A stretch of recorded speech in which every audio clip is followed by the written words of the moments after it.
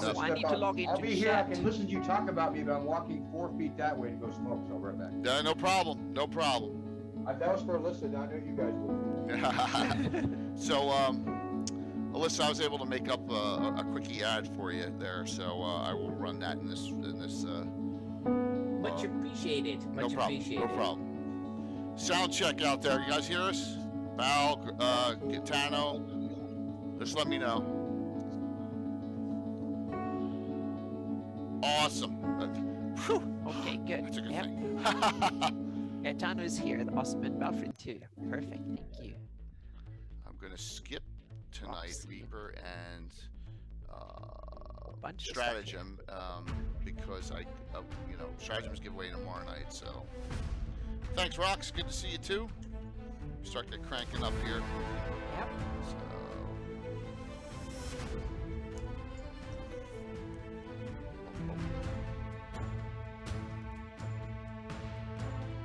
Yes, it's good. Everyone's on, and Steven's on. The whole crew's here, so we're starting to get viewers in, which is a good thing. So let's show some Infinite Dimensions game stuff real quick here. We'll be in discussion at 8 with the wonderful sponsors. Getting echo from Zach. Okay, Val. Is that? Thank you. I got a headset. Yeah. Well, you may want to go with that if you're getting a little. Yeah. All right. Cool. That's why I have it. Somehow Steven never has. Steve, what happened last night with your brother? He needs a mic. Is that it? Oh, can't hear you. There we go. We sent him a mic, but it's in the post office box. He just hadn't gotten it yet. Oh. Stephen, hold that mic up.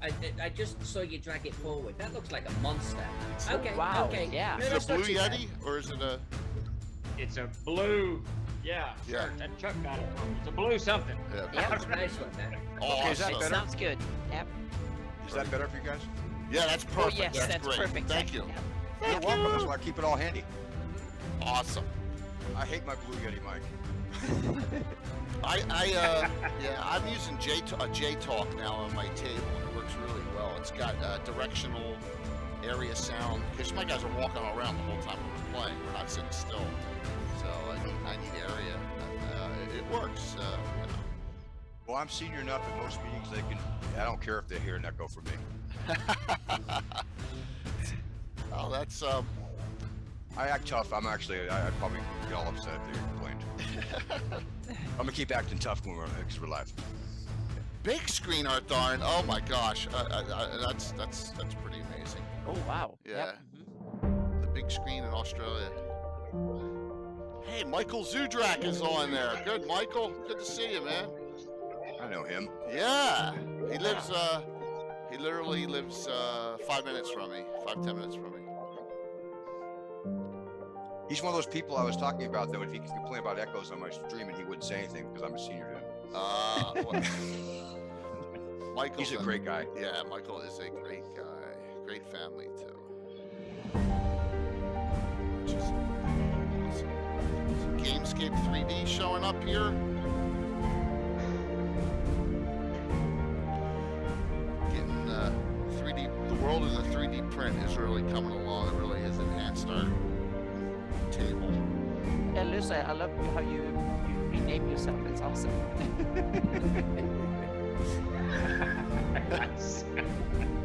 And I'm going to cut You this got one more short. and we're Olaf gonna than go- I can find on my Swedish keyboard in there. That's awesome. There you go, Alyssa.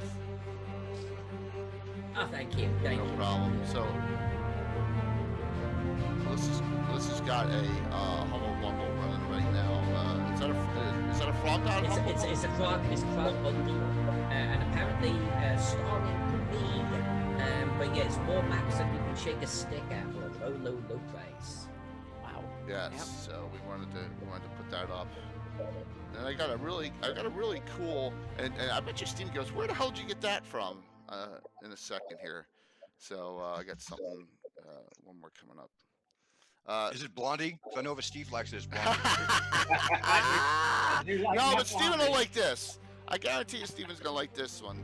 So I'm gonna hit listen. Oh, please. Oh, I was gonna say shout outs, please, right? Yeah, so there's the link for that Humble Bundle. Okay. Please check it out, and then let's go to what I have up for the Troll Words shout out now. Maybe that would. Here we go.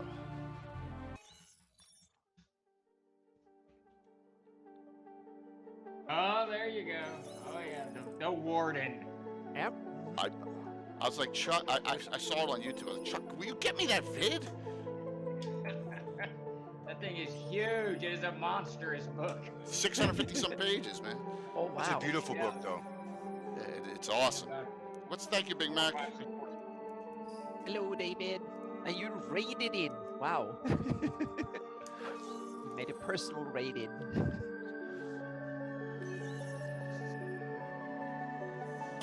One man raid. Yep.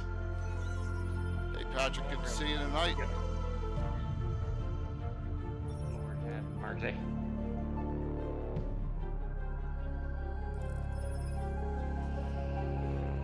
And wherever he got the music from on this, Steven, it didn't bang me on any copyrights on YouTube or Twitch, which is good. So. Well, that's good. Davis put that together. I don't know where he got it, so. I was like, so far so good. I was Yep. like, that was the only thing I was worried about, but I was gonna sub my own music in, but it didn't have to on that. So. A couple of the ones he did, the music is just atrocious. It is just symbols. It's just too much. I mean, it's just lots of clanging and banging. We're getting too old. That might be some proof to that. Yep. A lot of noise. Yep. All these kids and their toys. Though I Good to will see you. say, about 6 months ago, I got my receiver and turntable working again. I kind of abandoned listening to music on YouTube, and I had the kids come down, all three of them. They range from college to middle school or high school. And I cranked it up like you can only do on some big speakers. They were quite stunned by the volume. I bet they're mystified. Like, Yeah. hey man, we used to spend a lot of money on this stuff, man. Oh yeah, Yep. and it's better sound. I'm sure you get good small speakers, but man, the sound was good. Yeah. Stereo. But they look cool. That was the point. And they cost a lot of money, so you could show them off. Good stuff. You can put your Dr. Pepper on them too, next to the bed. It was right. I Yep. can picture yours right now, shaking right there in front of right next to my glass, right? Yeah. The world was good. No, the Yeah. world was good. I do VR racquetball. I do it to Atomic and what's the other big one? The one that Glass. they remixed out. I have music on my own personal soundtrack. I think of you when I win. Hey, that's good. Blondie does it. She's the perfect musician. I think We're she's old, had, like- Steve. Steve, we're old people. Yeah. Yeah, I think so. I think we made it. Let me tell you, my youngest Hey, son, Mike. is 15, and we are old. We're just old. Anytime he's talking about it. Yeah. We're in a different millennium. So it's, Yeah, we kind of born in the last halfway through the last millennia. It's like Well, turntables are cool again. That's how you know we're old. yeah. Is it, they're like, Yep. they were so uncool when we were young. Now they're cool again. Yep. And it's like, oh man, life's a big circle. The Lion King was right. dude, I saw some girl skateboarding in bell bottoms the other day. I thought, really, the bell bottoms can come back? Wow. There you Well, go. sure. That I'm is sure crazy. they're back for a second time again. Since Oh, yeah. The round 80s two. are coming back now again, and people think it's cool, and back then you never thought it was cool. It was something you had to suffer through. Yeah.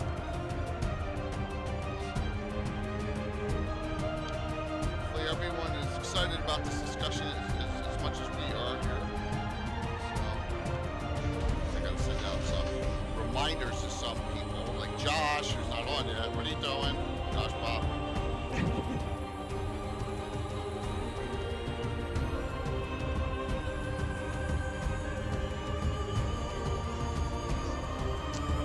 You have proper lights. I have Christmas lights. Hey now, Megan, so good to see you. let me know. Yeah. I have a small Christmas tree and Christmas lights around my monitors. Right That's on my the Christmas edge. decorations. That's very festive. Yep. That's the way to do it. I have empty Yep. Rebel cans, cigarettes, and dice. What's up, Bill? Bill the Master Crafter, everyone. Wish that wasn't true. Of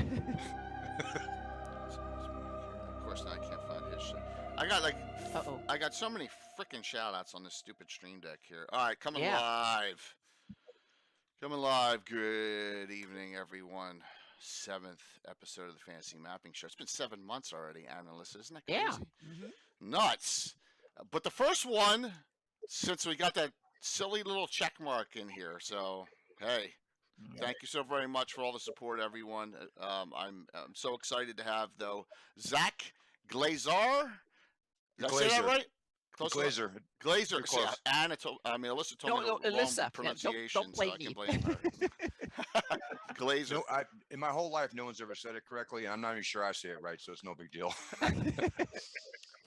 Welcome. Good to know. Good to know. And Stephen Chenault, Lord Games. So thank you both for coming on this discussion. And the topic tonight from the Fantasy Mapping Show is Publisher's Perspective. So first things first, just give us a little feedback. What do you think we'll be discussing tonight? Like, you know, what's the tricks of the trade here, as Stephen always says, with mapping relates to your companies. And while they're doing that, I am going to set these giveaways up, which we'll do around 9:30 because we have 30 of them tonight between the two companies. Isn't this crazy? Good 30 Lord. giveaways. Yep.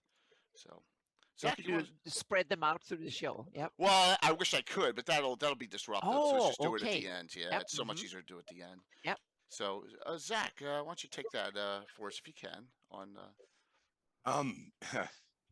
Publishing for what do I think we're going to cover? Yeah, yeah, and Cover a little lots bit of- about Frog God, please, because this is the Yeah. first About time Frog we've had God? a Frog God Yeah, you person have to- on the stream ever. So please, yeah. I'm Zach Glazer. I'm the COO, and I'm the second largest shareholder at Frog God Games. Bill Webb founded Necromancer Games way back with Steve Chenault. They both remember each other way back, 2000? Oh yeah. Right around then, and they both were founding their company at the same time. So we've been around a long time. My personal background is like 2013. I did a Kickstarter with a box set because I was dumb, and I learned a whole lot about everything. That's where I met Alyssa. But since then, I've been working in tabletop gaming, and I do it full time now. And Frog God Games, we have a catalog of over 450 titles. We do books for right now 5e and OSR game called Swords of Wizardry.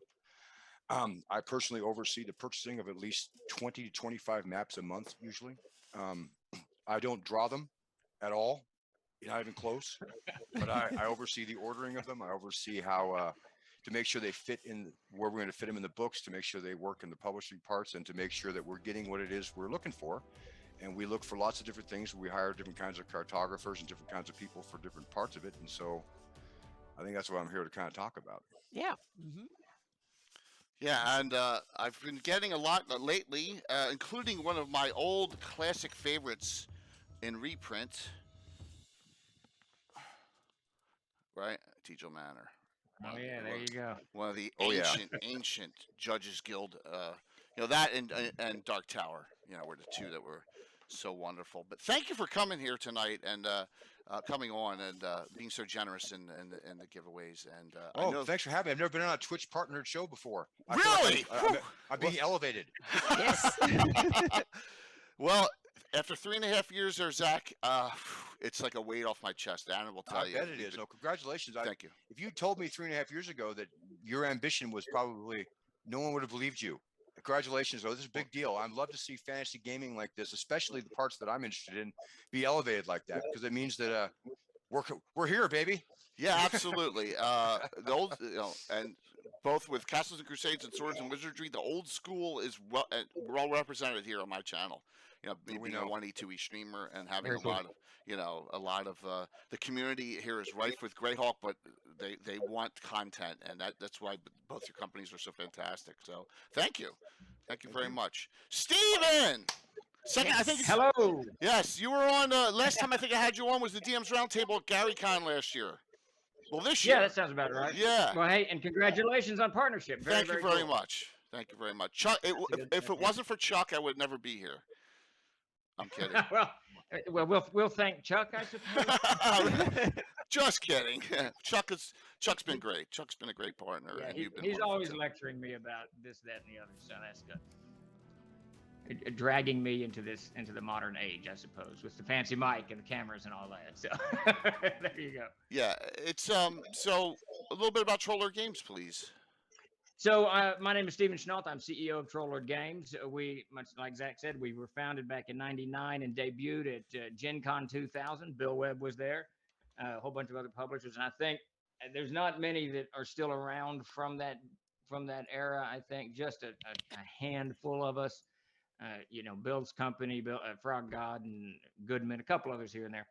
But we've been continually publishing for, what is that, 21 years now or some such. We published Gary Gygax for about 8 years. And in the interim of that, we did D20, and then we started releasing Castles and Crusades in 2004, 2005. And that's been our flagship product for the better part of 15 years. We just released the 8th printing of the Player's Handbook, which has been selling like madness out there. And for us, maps obviously play a critical part in what we do because we do a lot of adventures, but we also we're kind of top heavy on source books. We do a lot of mythology stuff, just general world books, settings, and things like that. So we have a lot of that, in the stable, and the maps that we have in there are a little bit different. Now, that said, they're mostly area maps. Like we've got the Codex, the Codex Keltarum, which has got ancient England, this type of stuff, or even a mythological England, I think is what it is. But we do a whole lot of maps for the adventures that we have out. I think we got about 140 adventures out there, something I can't remember. We kind of rotate them through, so quite a few.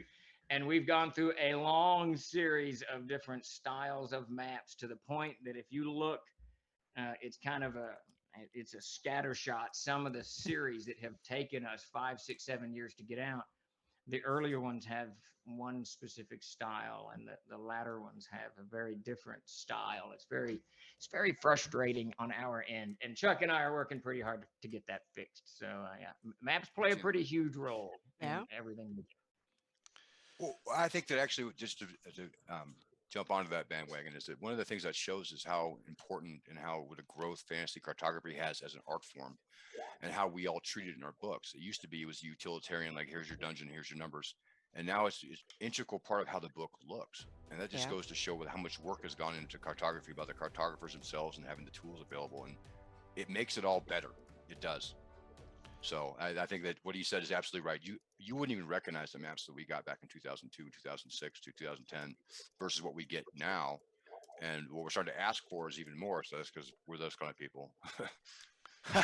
It's interesting for Troll Lord because we've kind of gone this strange, and it's largely due to my schizophrenic approach to things at times, because I like something now and then later I like something different. If you look at the earlier maps of Troll Lord, Davis, my brother, and Mac Golden, they drew them all.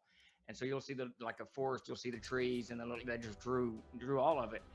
And then we went to a slightly more technical, and then it got really just technical. It kind of reminded me of the stuff we played with AD&D back in the 80s with the blue maps, the detachable covers. And now we've kind of gone full circle because, and Elisa is to blame for this quite a bit, because when she did the maps in the CKG, they were so beautiful. I thought, no, that's what I want. So I'm just all over the board. I gotta get stick to the straight and narrow, I suppose. No, we changed our art ordering in our most recent book that's coming out, Necropolis, that we just finished and sent to the publishers, the printer to get printed. And that's a great we book. changed our art order based on how good the map was. We saw the map in progress, and so we changed the way we were going to present the book because the map was so beautiful. We were able to use parts of it like as zoom ins and stuff because she had done such a great job. That's the kind of thing that we would never have done even 4 or 5 years ago, I don't think. Yeah. So. Wow. It's kind of interesting that being on the creative end of doing maps for publishers, it's interesting. A lot of publishers, they seem to have only seen cartography as a piece of art that needed to fit in on a piece of paper, just like a character portrait or some little description somewhere.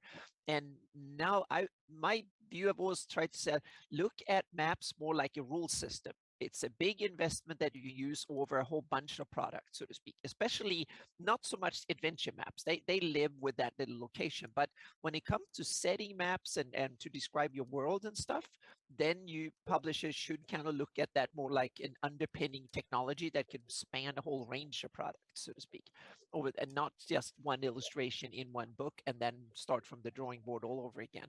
But it's tricky because these are heavy investment that, and money is only part of it. I think that a lot of publishers probably have the time constraint, meaning when you work on a cartography project, a year can pass quickly, so to speak. And Right. that was one of the things, meaning what are the main constraints? Money is an obvious one. Things have to be produced on a budget, but I think time often seems to be even bigger hurdle at times to get it done in time to fit a project. Oh, that has a huge part to do with it. That's one of Yeah. the things I think that it's difficult for a lot of people to get a handle on, is all of these aspects of publishing, from the writing to the editing to the photography to the art to the layout, all of it.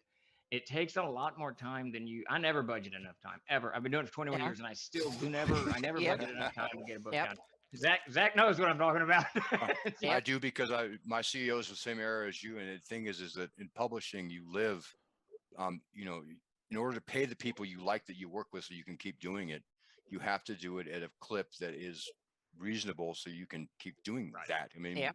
we made a big push during the pandemic stuff to make sure we could pay everybody because we cared a lot about the people we work for. So you have obligations to people, and you have schedules you have to meet for your distributors and all kinds of constraints. But then all you want is another 2 weeks. If you just had 2 more weeks, everything would be that much better. And you never have that 2 weeks. And if you had that 2 weeks, you would just need 2 weeks more, Yeah. because there's so much you can do. And there's no other publishing like this, but kind of like textbooks, because we have so many components that could become part of making a great RPG book you don't have when you publish fiction, which fiction is great and it has its own constraints I don't understand, thank God. But we have so many components from talented people that come from everywhere, and putting them all together in a time frame is beyond my ability. But I try really hard. Yeah. I work the best I can.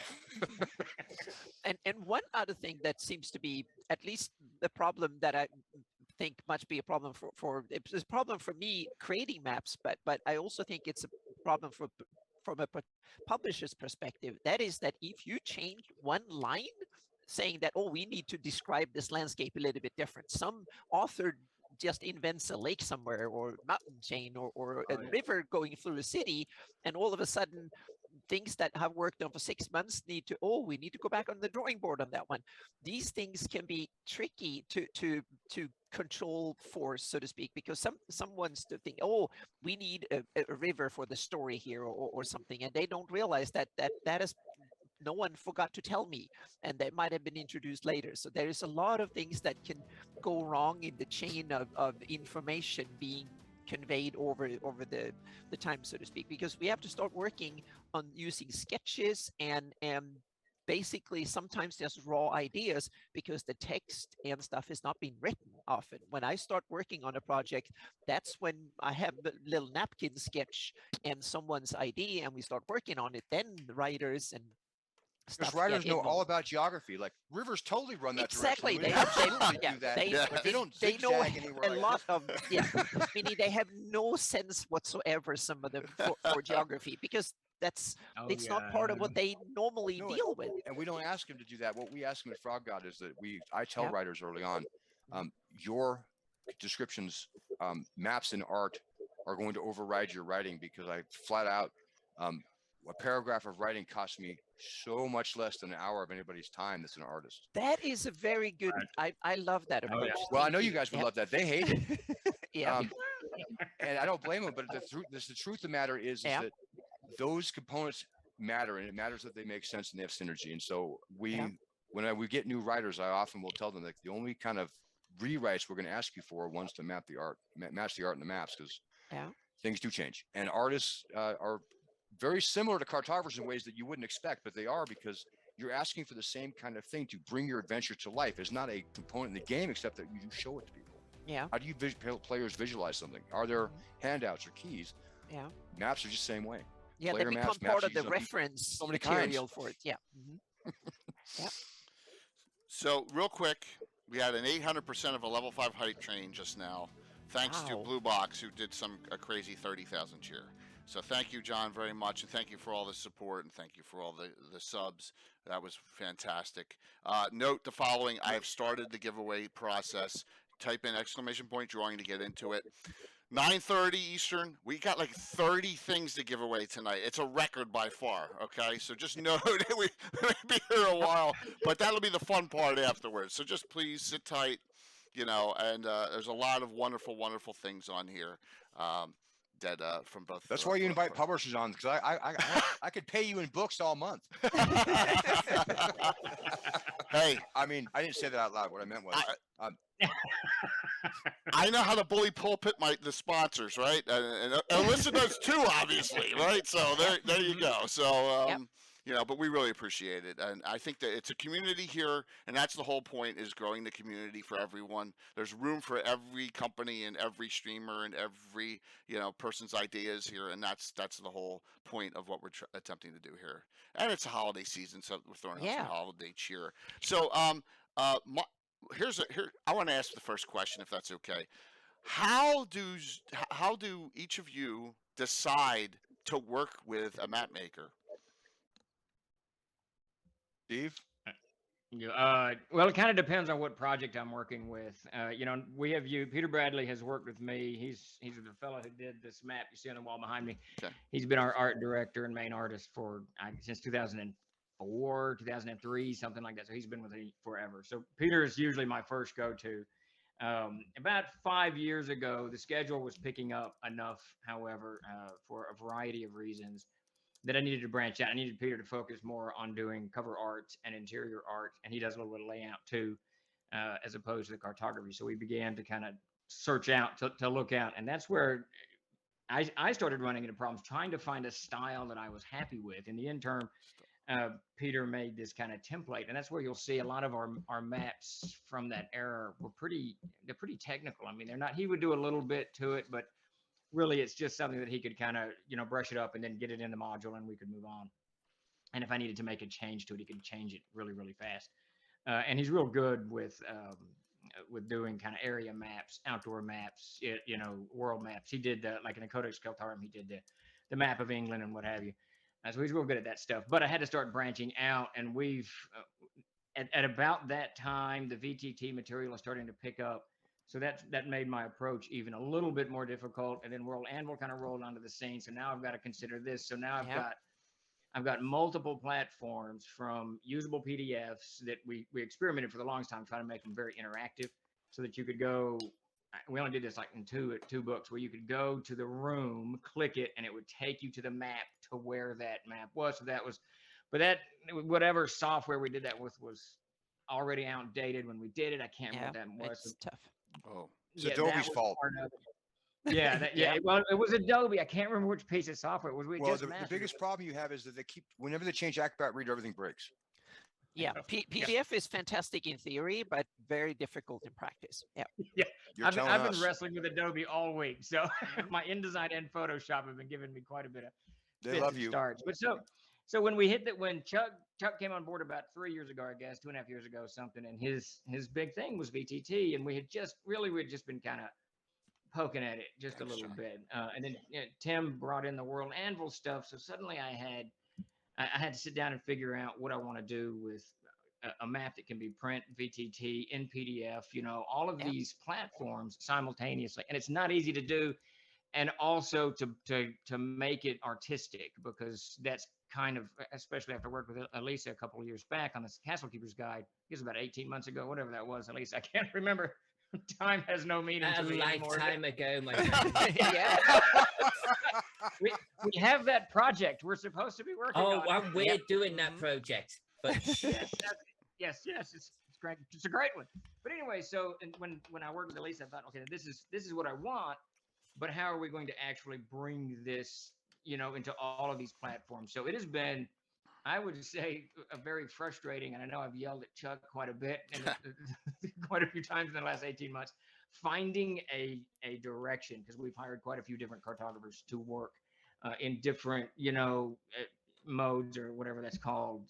And I haven't, they're good. A lot of it's good, but a lot of it I can't use or it prints too dark or whatever. So I think we have finally gotten through that. But it's been an interesting 5 years finding that direction, without a doubt. Okay. For us, our biggest challenge really is that we produce so much stuff. And part of the reason we produce so much stuff is because we want to sell it. And we have in our backlog, I mean, right now I can look at our schedule. And Wait. We're supposed to be selling this stuff? What? Maybe you don't want to. We do. No, but and planning this, and quite frankly, what we wound up doing for like VTTs and for the new things that all crept in the last 4 years. Mhm. I mean, yes, I was playing on Roll20 7 years ago, but nobody was buying anything on Roll20 7 years ago. They were buying books to go play on Roll20, and they were very forgiving about what they played on there with. And Fantasy Grounds, Unity, they're not as forgiving, and we want people to use them because that's where people are playing now. I mean, it's like saying, well, these are great, but you have to have a table, right? Or, everybody had one of those. Yeah. But now we're learning and catching up. And I actually have a guy we hired just for this purpose, just like he hired Chuck. We have a guy that we hired named Sean that works with me to help say, okay, we need this for a VTT. We need this for a home VTT, because there's so many platforms. The very first question we almost always get on a Kickstarter, is this on VTT? Well, yes, it will be. Yep. Well, we support the Forge. We support this. I mean, ones I'd never heard of. Yeah. And I'm pretty wired in. I mean, I live here. This is my space, right? And I can't keep up sometimes. And the thing is that in order to do all that, I have to have somebody who's focuses on that. And then we discuss map purchasing based on that. And what Steve said is so true. Across the board, where this map will work. And what's been wound up happening is we wound up getting one map with versions that are created, and we try to ask for those in advance. We're like, okay, we need this map. We're going to need it in black and white. So if we can get a layer that's just a black and white sketch parts, we can do a handout. Then we're gonna need a layer that we make sure that we get them for player maps. And then now what we wind up getting from because we have cartographers who love us and we don't deserve the love we get the PSD files. And like Robert Altbauer, who does a lot of our dungeon maps, he works for National Geographic, like in Germany or Austria, and he lets us resell them if we want to, but we don't. We use them to create the player maps, and if we had changes, he did this probably to save himself. Hey, honestly, we have a change. So there's a problem. This room number is the wrong number. Well, guess who has to do it now? Not Robert. And that's the only way we can keep up and make sure we can do it without making sure every cartographer in the world won't quit. And so that's been very good to us. Okay, so you're making edits in Photoshop yourself. Yeah. Okay. Yeah. Well, yeah. Yeah. Okay. Yeah. And That that is is something with my maps, though. I'm just going to point that out. No, with your maps. So now make I've you make the heard changes that. You 'cause said you're that afraid. live on air. You will be from now on. No. So you don't understand. Yeah. When I'm talking about moving a number, I would have totally done on your map, but your maps, when they are 4 gigabytes or 8 gigabytes on a PSB, I'd never heard of a PSB file until Alyssa actually gave me one for Teagle Manor. PSB files, but you start PSB getting file, them, it's too linked big to to be them. a PSD, too big for a Photoshop regular. Alyssa hands me this file. My computer's an $8,000 Alienware. It groaned. It went as it slowly opened this I'll file. send you a link that make it smoke. Yeah. Yeah, Yeah, because thing is- this lady over here has files way bigger. Yeah. than Oh, yeah, mine. that- I believe that. I believe that. I'm just Yeah. telling you, as a layperson Absolutely. who loves maps Yeah. but doesn't usually edit them, Melissa asked, well, why is it Yeah. you don't just do the edits for me? Because I get maps from Robert Altbauer that are 500 megabytes. That's the difference. I work with setting maps that are 80 gigabytes. Because they aren't setting maps. in When you have a size. dungeon map, it's 8.5 by 11. It's okay. It's easier. When you have I don't know, how many inches wide is Teagle Manor, Alyssa? How wide? Oh, Teagle is, well, it's 12 feet by 12 feet. Yes, almost it to the is. inch. 12 feet by 12 feet. I printed it that size. Yeah. Okay. And So so we saw that that picture. is- Yeah. Oh my no, gosh. yeah, I have my boss laying on top of it. He's laying on top of it. 12 which- foot by 12 foot He should- map. Yep. Yeah. Mhm. I actually See, put him in. and We people actually complain surprised him that and I put him have in big there as a maps. It's bigger than my profile. gaming table. But Well, I you think can't. it's That's the idea. It's my largest map I've ever done. But then when other cartographers go, this is 3 feet by 3 feet, I'm like, oh, that's cute. Yeah, that is cute. My gosh. Wow. No, but yeah, that's the difference. So we are able to do those things. Those have all been happening over like really the last 6 or 7 years. Because before ordering a map for an adventure was, hey man, I got a map, and then like I think it was Anna said, they're self-contained. They look like that adventure. But the problem is now when we produce a lot of things and they're in a series or they have relations to one another, you want them to kind of look like recognizable. And so that's why when we have like the Rahotep map from Necropolis or the world setting map we did for our setting or the map for Teagle Manor, we give people a year out. I mean, you have to give a centerpiece map that is the most important segment of that product is you got to give it at least a year, or I don't think you're doing fair to anybody. Okay. Yeah, I think so. I think you strike a lot of really good points, and I think one of the thing is that if you want to start working in this field to be a cartographer for any RPG publisher, you need to understand all this stuff, and you need to also be able to work on specs, so to speak. And so if a publisher tells you that it needs to have this resolution and so on and so forth, and it needs to be on whatever BTT, you need to look through and have the layering, meaning you have to have the numbers on a separate layer and so on and so forth, and labeling and stuff like that. There's a lot of technical stuff that goes into this, and don't trust the publisher to tell you that stuff, because we exactly won't. that's and we'll tell you wrong. Yeah, and then we'll go ask for it to be changed halfway exactly. through, because that is what we do. Yeah, and if we didn't do that, we wouldn't make it fun for you. Yeah, and that's a great point, because often you have to tell the publisher that these specs need to be changed for printing and whatever, and you need to take time and be prepped from the get-go. Start thinking, should this thing what you're working on be published in print form, meaning things like you need to understand things like color space, is a CMYK, it's an RGB, resolution, and bit depth and stuff like that. These color things, profiles, exactly, color profiles and stuff like that, and have a color corrected screen, and there's a lot of technical stuff that goes into this, that if you want to be a professional, you need to understand this stuff in order to, and it's your job, or my job in this case, to understand it even better than the publisher. So when they ask for something that might not be the best for them, you have to tell them that, no, we need to start thinking of this. And when publishers say they want to have it, and you have to ask them, do you want this project to be possible to print on a 36 by 24 or a 80 by 100 inch poster map? No, and then 6 months later, yes. Exactly. So they don't come and tell you 2 months later that, oh, now you need we need this as well. We had a Kickstarter stretch goal we added, we didn't tell you about that we're going to do. Yeah, exactly. So when you work on it, so you know what resolution to aim for, so to speak. So what is the worst case scenario from a creator's perspective this needs to fill, so to speak, and then you budget the time. Yeah.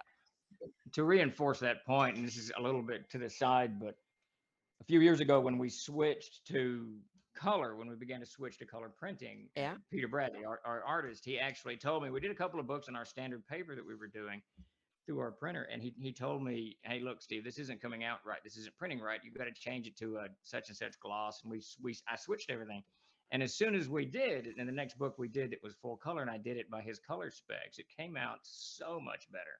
Mm-hmm. So it really does behoove, if you're going to be a cartographer, an artist, or whatever, to kind of know your end of things, because to expect Zach and I to know all of that, we've probably heard it at some point, but whether we've cataloged it and stored it away. You had a dot game problem, didn't you? That was a dot game problem with that paper, wasn't it? Exactly.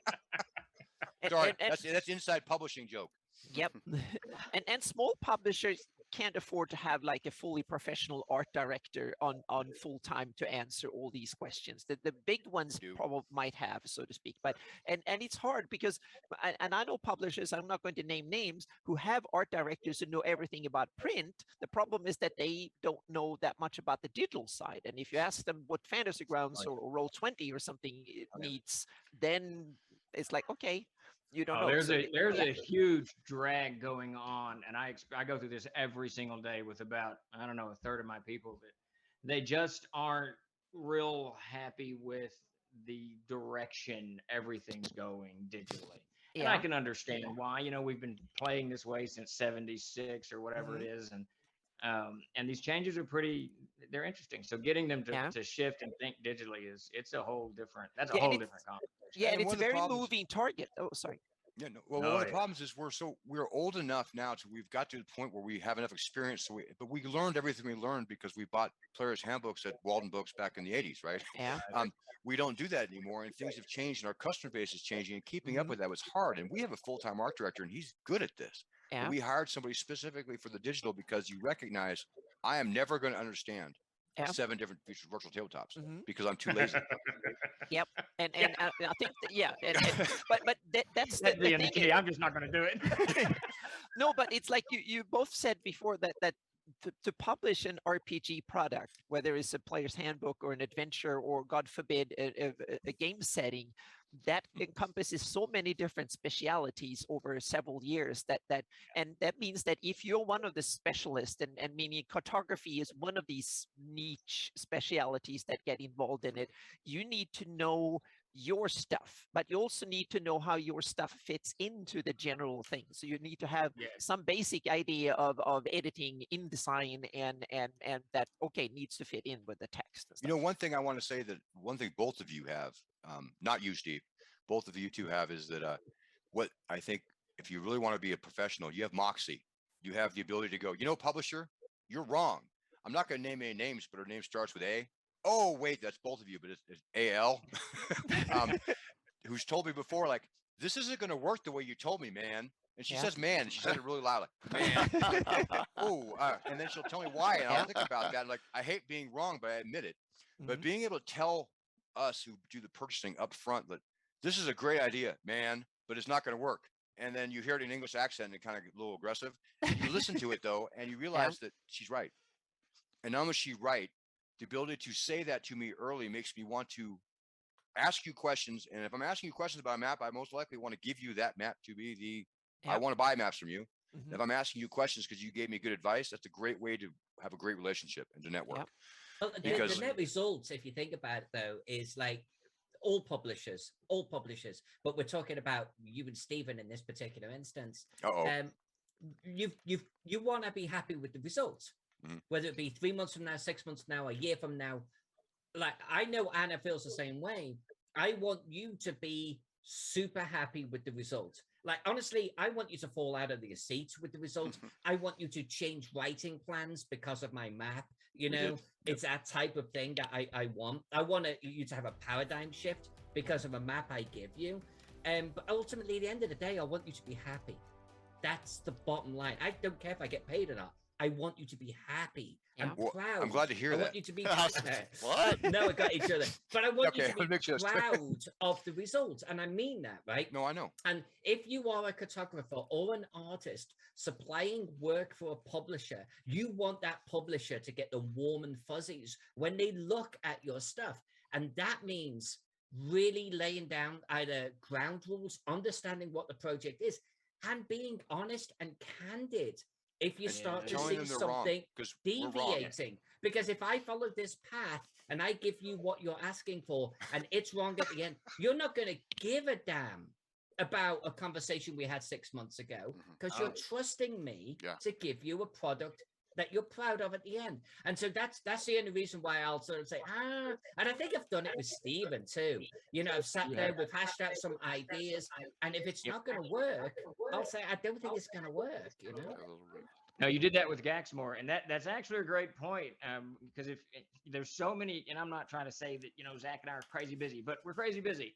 There's lots to publishing, and I have to know whatever cartographer I'm working with is going to tell me, because I'm not going to question. If you tell me this isn't going to work, I'm like, I can't draw stick figures, so I have to assume that that you know what you're saying is true, and I'm going to go with it. And I appreciate, much like Zach, I appreciate that, because then I don't have to think about it. I know you've got that corner of the world covered, and I don't have to think about it until we got to go to the print or whatever we're doing with that map. So yeah, being candid and upfront is really important. Really important. Yeah, and that goes for everybody out there, editors, writers, all of it. Just say, look. It's about the stuff we don't know that you think we do. Because if you spend your life in fantasy cartography, which is the oddest thing in the world to be a skill and a hobby, but it is, and I love it. It's art to me, right? Yeah. If you spend your life in that, you assume that people understand how rivers flow, how coastline works, you know, what direction actually erosion is going in, right? We don't. We have no idea. We have no clue. We only know that we like this map and it looks good. Are we getting a reverb? It's Stephen. Yeah. Is it me? Yeah. You have his speaker headset or something? I got nothing. Uh-oh. That's okay. I didn't change anything. It's better now? Whatever you did, it's better now. Oh, a little bit. All right. A little bit. So, wow, that was one question, and that went, wow, that was great. Sorry. That's good. This is fantastic. Anna had a bunch set. So, Alyssa, Anna, you want to ask something? from Yeah, that? yeah. I want to kind of tie into this discussion a bit and tell if there's hopeful cartographers and stuff getting there, realize that you're hired not only to produce the map, but also to be a consultant on the world building aspect, so to speak, whether that is just building a dungeon or building a world. And since my specialty is doing the setting maps, the big thing with lots of geography in it, so to speak, that means that you have to kind of sometimes inform them that it's cool with fantasy rivers that go uphill, but most of them should probably go downhill, and stuff like that. And it's like, it's cool when fantasy geography breaks rules, but those should be, I think, made with conscience made, so to speak, not just made by accident, so to speak. They, as a Right. setting. And now we come into the tricky bit here, is the communication between, meaning how do you package, often when, especially when you have to do a setting book, meaning that might be 2,000 pages of setting information to dig into, 10 modules and a previous edition of the book. And when you go into, there is no chance that I can even read half of that in the time period that I'm going to make it. So that is interesting. How do you, from a publisher's perspective, condense down the information to send? Because that might not only be me. You have writers that are going to write a module set in so and so setting, or to write a sequel or a prequel or something to it. Is there any kind of, do you have like a condensed form of library of the world fact or something like that? Yeah. Sure. No. That was almost like a Linda Kafka answer there, Anna. Yeah. No. Yeah, exactly. To the point. Nope. Yeah, well, I'll- we have for in Trollord games we do our main settings that we've got two in Zaya and the World of Arid, which is behind us. And I actually don't in this, because this is the material plane, I really don't like any aspect of it to deviate from what would happen in an actual natural world. Yeah. So that anytime Peter's drawing it or whoever else has worked on this thing, I definitely want it to follow. And if I say something, it needs to go this way, I expect it to not go, because it's not do what I asked to be done. Yeah. But we have some abbreviated content, because the world of it, at the end of the day, the Codex of Arid, I think, is 380 pages or some such business. But to actually to map it, you don't need that. A lot of it's just, who's the king of whatever and this, that, and the other. Yeah. So there is some condensed part, but part of that is the mythology of it. I do want whatever cartographer's working on it to have some kind of understanding of what deific forces made the world itself, so they'll understand. In Arid, that's sort of important. In the world of Enzai, it's insanely important, because the whole world is actually built around the mythology itself, as opposed to the way Arid is. Yeah. So yeah, they're definitely, you have to condense that down some, because you don't want to just bury them. And then you get, working on maps now, we're redoing the entire line very slowly. And Bill Edmonds, who I've hired to do it, is lots of questions, because he's pouring through the text, and I feel for him, because I feel like it's not necessary, but he wants to get all of the maps correct. And interestingly, he's finding mistakes, more than I I'm wouldn't let them comfortable pour with through from text, because they previous would stuff. absolutely find mistakes, and they absolutely would embarrass me when they came back to me. Right? No. Yep. In all honesty, for us, maps are ordered either, like, a lot of our stuff has either been done back in 2002, 2004, and we really want to update it a lot because we love the concept, or it's brand new, but we have maps that are either recently sketched that we have pretty well thought out, or they were done and published before, but we need them really updated. And so we have something to provide, because although we have a world setting, most of our commission maps we do are for dungeons or smaller places for adventures, because we do a whole lot of those. I mean, adventures worth winning, it says on my shirt, right here. So we do that, and so bullet points are best, but honestly, at this point, we trust our cartographers, and like Alyssa especially. She got a map for, and she can talk more about it, but for an Egyptian Tomb of Rahotep that's coming out. A lot of it was there available for you to see, but what we really wanted from you was art. We wanted you to make it look beautiful and make it look functional, and not hide my dead body on the map like you did. Because if you look on the map, you'll see my dead body in a little red shirt on the map, because they think it's really funny. That's awesome. Yeah. That is so cool. Yeah, you think so until it's you. No, but in all honesty, in all honesty though, we trust the cartographers we work with such a great deal that I get more out of people by saying, here's what we had. do it like you do it, or I wouldn't want to hire you because I've seen your stuff, right? And I think that I've worked that way with Alyssa since day one, and I've never ever been disappointed. So, Cool. so Good no, one, we Aaron. have no guidelines. I'm sorry if you're going to work for us, you got to figure it out. Ask Alyssa. Alyssa, what would you like to ask here? Since Anna's asked one. Okay, a little bit of a best and worst when it comes to maps, what you've learned, the trials and tribulations. This one's inspired by Pat 66, actually. Good. 'cause, Okay. Excellent. Earlier on, he kind of asked what was the easiest project you published. Let's do a variation of that. Like when it's come to maps over the last 2 decades, like what has been some of your biggest learning processes, and maybe cite something that didn't go well or cite something that did go well. Okay. Zach, you want to start that off? You want me to do it? No, I'll start off if you'd like. The worst thing I ever did was I took a giant map to Bill Meinhardt's house in Chicago, and my boss and I and 3 people went over it as a printed map. We went over it, and I had to sit there with Photoshop and add dots onto it to give to our cartographer. Honestly, trying to rush through. Yes, you laugh it up. You can picture it now in your mind. I know you can. Oh, I know exactly what you. Troll Lord Games. Yeah, you just laugh at us. I'll get you. No, in all honesty, I feel the your process pain, is long. Zach. I've been there. So. I know you have. No, that's why I could say that and know that you won't hate me. No, but in all honesty, it's the recognition. The most challenging part, period, is the recognition that this is a process, and respecting what you get, respecting how much work they've come to get to that point, and knowing how to give corrections and how to not give corrections and make other people do the corrections, and at what point you are in a project. So, for example, we were working on the world map, and we found an error in the map where an island said that it was had 20,000 like angry apes on it, basically, and it was 1 square mile big. Well, rather than actually fix that, we made a module called the Isle of the Angry Apes that was based around an error in the book. And so we weren't going to correct a map for a size of an island inside of a water area, because we move towns. You make decisions. You move towns, you move roads, but you don't move waterways or anything else, because that changes everything. Right, so right. knowing what is possible and at what point, it makes all the difference. And so not knowing that stuff is what made it hard. You want to know what's challenging? Challenging is not knowing what you're asking for it and being told you're kind of a jerk. And I don't want to be that. I want to be the kind of person people want to work for. And so in order to do that, I had to learn and adjust, and that was hard. Now, the easiest part now is knowing that when I say, okay, hey, Alyssa, do this Egyptian tomb map that Bill wants you to do, and Alyssa will come back with an Egyptian tomb map in a year that I can watch happening on Twitch, and it's the most beautiful thing I've ever seen. I have the canvas prints in my office. And it's amazing, and that's the easy part.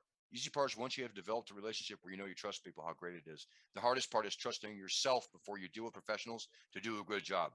And it's all about how you work with people, really. And By the Isle of the Angry Apes is really great. Awesome. So I would say probably the hardest thing to deal with that we've had to deal with over time is shading. You know, we've gone from offset printing to digital printing, and I've watched it. When we first began this, we used printers in Canada that you did huge offset printers that printed the Codex Verde and the Canting Crew and all this business. And you've got to be careful with the way you shade the maps, because like any piece of art, it might come in too dark. Now, if it's a picture of an orc fighting an elf and part of the chainmail is a little dark, that's okay.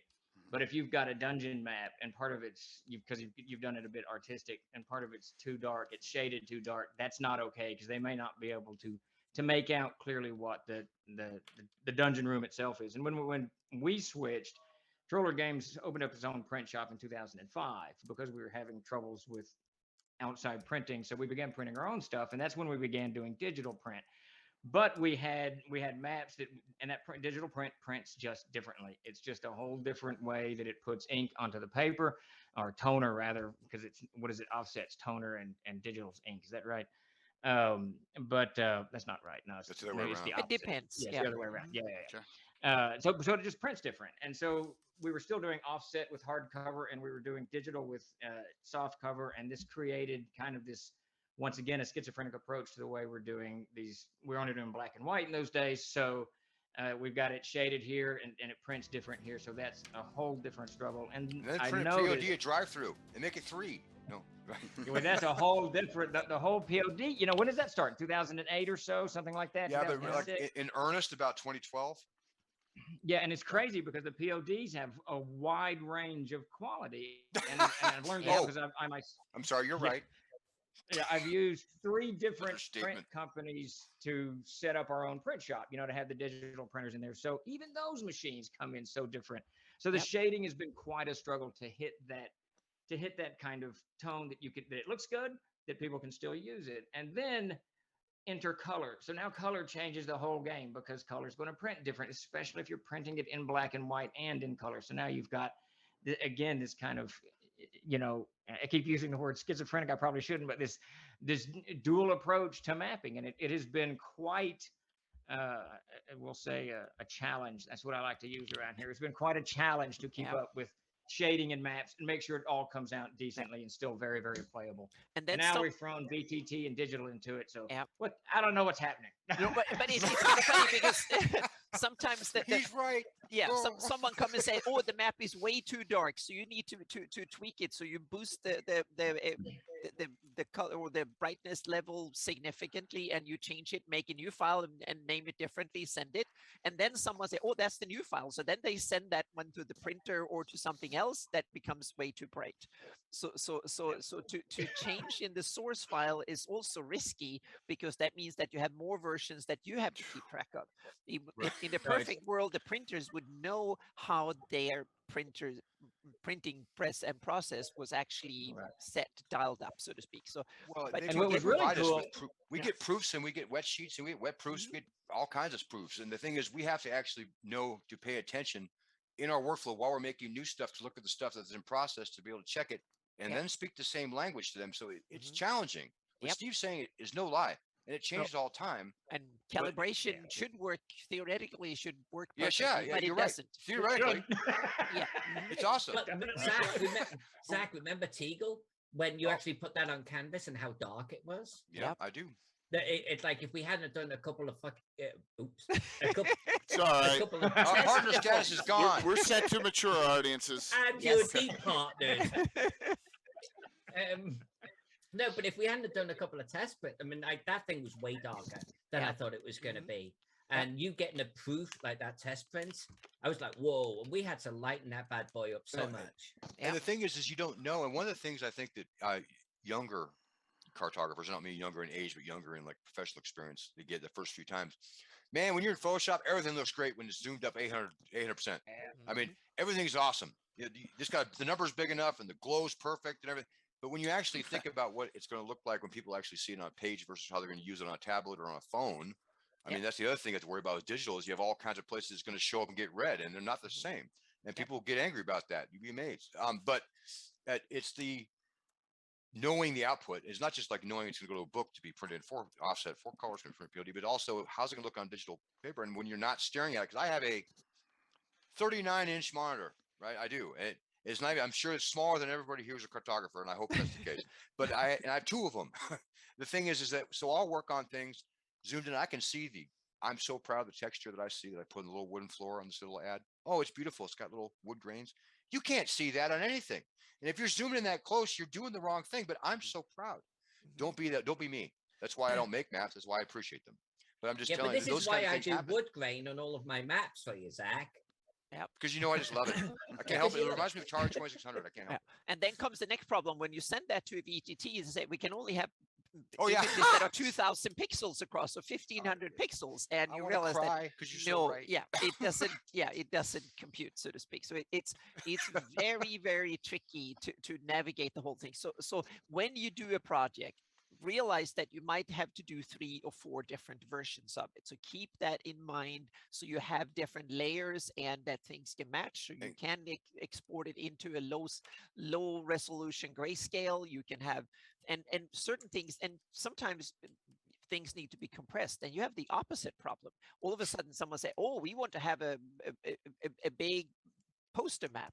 We want to simply say, oh, we're going to Gen Con in 6 months, or like next month. That even worse. Yeah, next week. Next month. So we need to have a print, an enormous canvas to hang in, a banner to hang in our booth.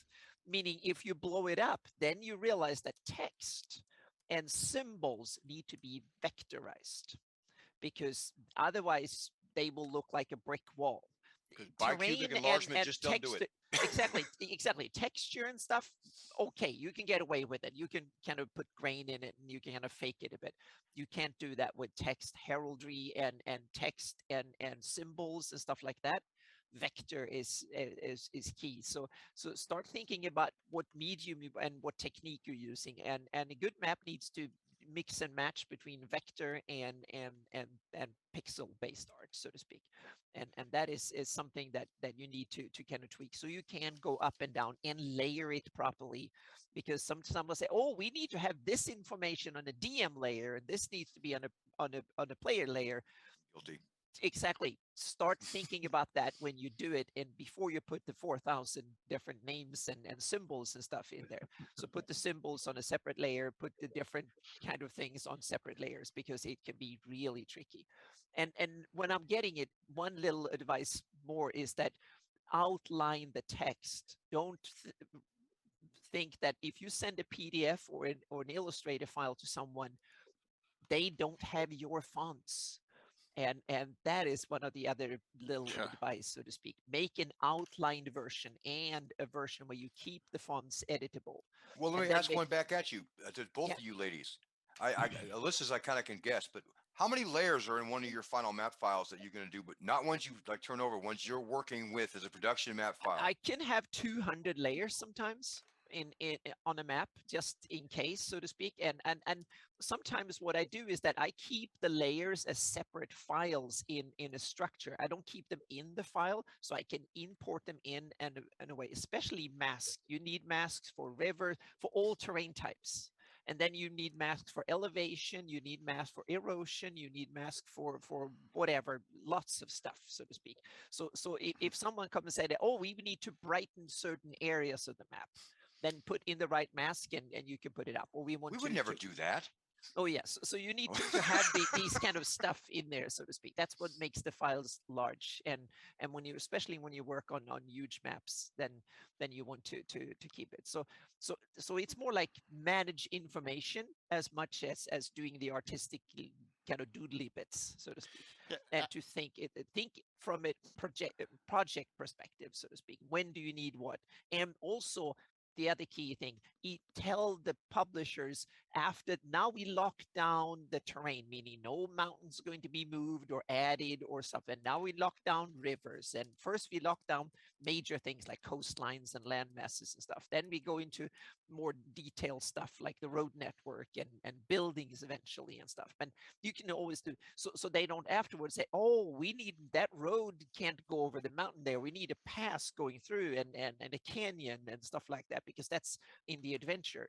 So make sure you communicate your work process so they know that, okay, now we can talk about these things, and then we need to nail down that at month so and so, and then go on, so to speak. It's kind of tricky, and that depends on what process. If you're doodling things in Photoshop and doing it 2D artistic, then you can probably change a lot of things late in the process.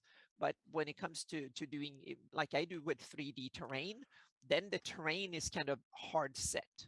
After once then it's created and rendered, to go back and change things is difficult. But to put make a snowy version, that can do that in half an hour. That's easy to change the seasons. It's very, very easy, which might be very tricky if you're doing it in Photoshop to begin with, so to speak. And you have, I mean, it depends on, certain things are easy and difficult depending on the technique and the style, so to speak. I still want to hear Steve's answer what was easy for him and what was hard. Yeah. Well, I want to make sure it matches mine, or I'm going to feel embarrassed. The hard part was the shading, and we still it is an issue. I mean, when cartographers put stuff that's too dark on there and it prints too dark, and then you just got to make sure when you're creating a map to not go heavy on any darks, whether it's colors or whatever it is, because you just don't know how it's going to print in the end.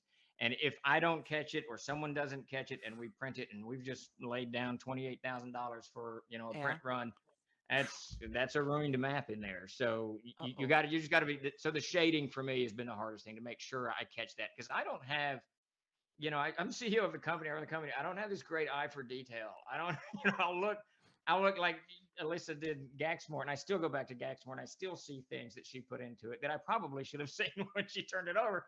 But I just that's why I like art. I like to go back and look at it. But so I'll miss things like that. So from the cartographer's point of view, I watching that shading is crazy important because it's just you just get My too many boss darks would and never it's miss not that stuff, Steve. My boss would never miss that. Not a million. Yeah, we all love Bill. I Or would we do. like No, to no, add- it's just a CEO's job is not to do that. The higher up you go in the chain No. in any company that's an RPG company, the less they know about any products they don't have time. Yeah. So- So People just realize, always ask put me if shade. I've read this book or that Yeah. book, and I have not. So I put published shading on a another- separate layer. So Yeah. so put shading on a separate layer so you can dial it up and down without having to screw out the colors of adjust the. it. And Yeah. to add to your point a minute ago, you know, with the 200 layers, I think this map behind me, I can't remember. It's so many layers on this thing, it's crazy. Yeah. But about half of them are well labeled, and the other half are not well labeled. So when you create layers, make sure you label them. Yep. Yep. Very, very well. Yep. And structure files the same way one after the other. So especially for if you work with one publisher and there's like 3-4 different versions or whatever, make sure that the layers are structured the same way, named the same way, so you don't have to learn from scratch again when you send it. So Each time. Yeah. Yep. No, that's, you know, and to add to finish that question, the easiest thing, I don't know, probably the easiest thing for maps is it's very easy for me to look at a map and know that I like it. I like this map. This is what I want in the book. That part's easy for me. All the other technical stuff from the artistic point of view, that's not easy for me. It's not easy at all. Yeah. I do have maps. If we need to reference them, I can go to another screen and put them on the big screen, and we can reference them, Melissa, Anna, Stephen, and I would love to bring up even just a few from each of the publishers here, Yeah. and have them talk to Yes. those maps. let's do that. Yes. I would love to hear their Perfect idea. opinions. Yep. Perfect idea. All right, so here we go. That's the wrong screen. Give me a second here.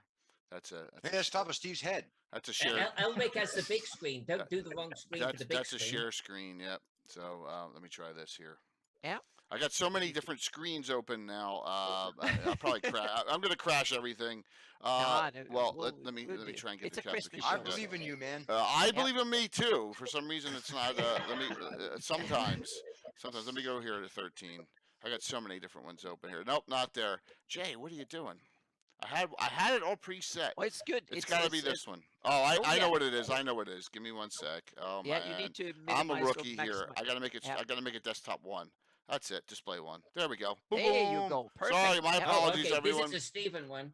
My apologies. Yeah, we'll go back and forth. Does that sound good? And by the way, we've got a whole bunch of maps from Troll Lord, so my apologies. This one happens to be mine, and I'm sorry. I'm What? sorry. It's not meant to be the Alyssa show. But Stephen, talk about this. Well, this. Oh, so Yeah. so these maps are a series of maps that Alyssa did for us in the Castle Keeper's Guide, and this is a book that we've originally released in 2015. It is for Castles and Crusades, and it's this gigantic tome of just information. It's just how to build cities, how to build worlds, how to manage NPCs. There's just all kinds of stuff in the Castle Keeper's Guide. And in this section particularly, I can't remember who wrote it, either Davis, myself, or Casey. I can't remember who wrote this section, but it was all we described. What is it? It's a hamlet. It's a farmstead, hamlet, village, town, city, metropolis, some fortresses, moat and bailey keep, stuff like this. Yes. We had great descriptive terms in there, so you could read the text and you know what we're talking about. But in this latest printing, the one we just released 6-8 months ago, whatever it was, Elisa joined us to do maps. I wanted everything mapped out, and I hope I gave you enough time on that, Elisa. I know we're just kind of turned that No, you section did. over It was to fair. you, It was fair. and they turned out brilliantly, so you can see these maps. They're really my favorite part of the book, because it visually gives the reader what we're trying to describe. And when you're doing world building, it's you can read a lot of text and you absorb all this information about cities of this size and walls and whatever it is. But if you can actually see it even if it's just one 3D representation of it, it gives your mind, it fuels your mind with so very, very much, information that you can take that text then and do something with it. It's very difficult to just read text and put something out. And this is what Elisa did for it. These are just jaw dropping. I love these maps, every one of them. This was a joy to work on for you, by the way. And I will say, live streaming it while I worked on them made me do maps I would not normally do. The whole isometric sort of castle, I would never do that. I remember you asking me to draw a village, bird's eye view, in amongst the trees on the side of a mountain. And I was like, I don't do that type of thing, Stephen. And then a year later, I give you this. I'm like, well, apparently I can. So turned out beautifully. Yeah. What are those maps called when they is it a cutaway when you show like a key? A cutaway, yeah, This yeah. one. Yeah. Yeah, This that, one. yeah. There's a cutaway somewhere. Yes, there you go. Because a tower from above is boring as hell. Yeah, It's a you don't- circle. Well, Exactly. in you don't get VTTs, anything. it's exciting. Yeah. Yeah. We got. Yep. So So, you've added in the key to this map specifically here, and you can see it in all of them if you look at the details. The key is you're watching people live, and we watch movies and we play whatever game we play, but people actually lived in these things. So and they just lived. They got up in the morning and they washed their face and they went to the bathroom and they joked and they whatever they did. So you look at a map like this and you can see how they lived, and that I think that brings so much to life for an RPG that takes it away from the very typical though very necessary pictures of what the orc fighting the elf or whatever. You need that. You got to have all of that, of course. But there's Makes it also in real. role playing games. There's the real. There's just people living, doing stuff, and that's what's captured in these maps. Absolutely love these maps. Awesome. And I could go on about them for like 30 minutes. So. It's great. Yeah. I love this is called Outer Planes with Grid. Wait, what that is actually we label our maps differently depending on where they're going. This one's actually in the Humble Bundle that we're doing right now. Oh, okay. That this is part of. Cool. We label that because that's the name of the map, so people who are actually going to use it can find it. And with grid means it's got a grid for them if they want. When we make also versions without, like Anna was Okay. talking about with layers, we need them for all kinds of ways, which is why et cetera. But I love this one because this one's from I believe from City of Brass, and it's about going from like various like otherworldly floating islands, and we don't. We now was talking about we let them to be real. Well, these are real. They just have to be floating islands. Okay. But going from place to place, the guy loved it because it gives you a representation of like what each one is like, so you can see it. And this is a player map because it has none of the actual content on it for GMs. And I just think they look lovely, and I love the background. And all those came unplanned. We just they got 4 ovals, and like these make them look like floating islands. And this is what you get back. And this is the part where I didn't know it when I first started wanting to work in games, and I made my first one for Kickstarter. But this is the best part, is because I can't make this. I can't even visualize what I want that good. And this, what you get back is that. It's amazing. Yeah. I'm right here. I'm going to do this one because I want to know about this. But this is Bard's Gate, right? And this is the bridge. It just says, Yeah. which Now, what I'm going to say about this, I put this up there for a reason. The reason I put up there was when we were talking about maps getting used multi ways. Before I was smart about this, we were trying to highlight districts inside of chapters in a book. And so somebody, and I won't name any names, but he only wanted to know with a Z, starts with a Z. He went through with a vector pen and would go to the giant map that was huge, and it would outline the whole district one pen punch at a time. Wow. Learning how to use a pen tool. But in order to highlight to them, so the maps that you create hopefully have someone more talented than me behind it. But you will see maps you create as a cartographer getting changed or being used as ways to highlight various portions. And this one, because the map from Robert Altbauer, who did the city, which is a beautiful map of Bard's Gate, which is just inspiring, really wonderful. And he has a whole background in making these. But what made it great was it was so high resolution and perfectly done to where I could pull out the piece and give it some. It was too dark in print, by the way, just like Steve Schnauz, right? But it had some shading to it so you could see where it was in the city and get kind of a close-up so you get an idea of the district. So you look and read about it, you can actually get a hint. And that's It's a great idea. Yeah. It is That's why I mentioned it's a great idea. And I was like, whoa, this is really cool. Awesome. So I'm going to Troll Lord now, and this one says aired world weather map. Oh, yes. this is my up my alley. I love Yeah. it. Oh, this is so cool. Yep. Cool. Yeah, so this is the entire world of Aird. If you look at where it says, what is that, number 11 there? Right above it, that's going to be the anvil wind, that little turning black that goes into the 11. Yeah, right there where your mouse is. And that section where the arrowhead is actually this. That, okay, okay. Ah, okay. And the rest of it is the world of Aird. Peter Bradley did this. I absolutely love this this map, and it's done. This is one of those that I've got it in black and white sepia tone. I've got it with no terrain. You know, you could all those layers that you talk about when you're building a map. This one definitely has it. And I created these wind currents, and this is just all of the wind currents in the world, and they're named in the Codex of Aird. So I love this map. here's my question, Steven. Is there inspiration for the near Deve in this a little bit, the way that looks? Oh From yeah, Greyhawk? so I am a gigantic Greyhawk fan. That's I what No. played Greyhawk. That's what I I thought. started Greyhawk in the Folio edition that goes back to '79. Is that right, or 80 or whatever? 80. Yep. 80. Yeah, and have that's one the one myself. I I love it. used. Yeah, that's the one I used forever. I didn't even use the 'Cause you got red the- box. What was that called? What was that called? Something. Known world. Whatever. Yeah. Was the red box of Greyhawk when that came out. I didn't Oh. even switch. I just Oh, the from I the stuck- ashes and stuff. You Yeah. stayed Yeah. with the 83 Yes, bucks. Yep. Mhm. Yeah, I just stuck with the Folio edition forever. I absolutely love Greyhawk. So Greyhawk was a huge inspiration for the world of Aird. And this, I don't know if you can see. Yep. Can you see this map behind me? Yeah. We can see So a little if bit. you Yep. look at I it, this is going to be your near div. Yeah, that's what I thought. I was like, and in Woolly Bay, and I was like, wow, Yeah, that yes. just got, I got that feel. Wow. Okay, I was good. So Good to know. what I Good to did know. was, Yeah. and I don't know that I've ever actually said this publicly. I may have once, but when I played Greyhawk, we played forever and a day, and then the Gulf War broke out, and I joined the army.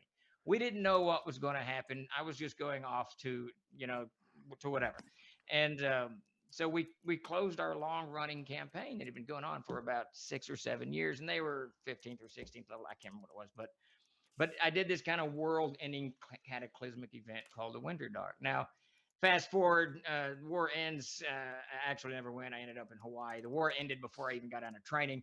But so I ended up in Hawaii, and I spent 3 years over there just creating this world of Aird. So I took that cataclysmic event of Greyhawk and I reshaped Greyhawk. So really, at the core of Great story. creation of Aird was 6 years of gaming in Greyhawk, and I'm still Wow. a huge fan of Greyhawk. Love that world. You got migrations here, just like Greyhawk. That's Yeah. why I saw this map. I was like, you have the migrations, like the back lunar soul after the Rain of Colors Fire too. And I was like, oh, for this map too. I love so. living in a world where we can all talk about the Big Lake and Greyhawk and all know what we're talking about.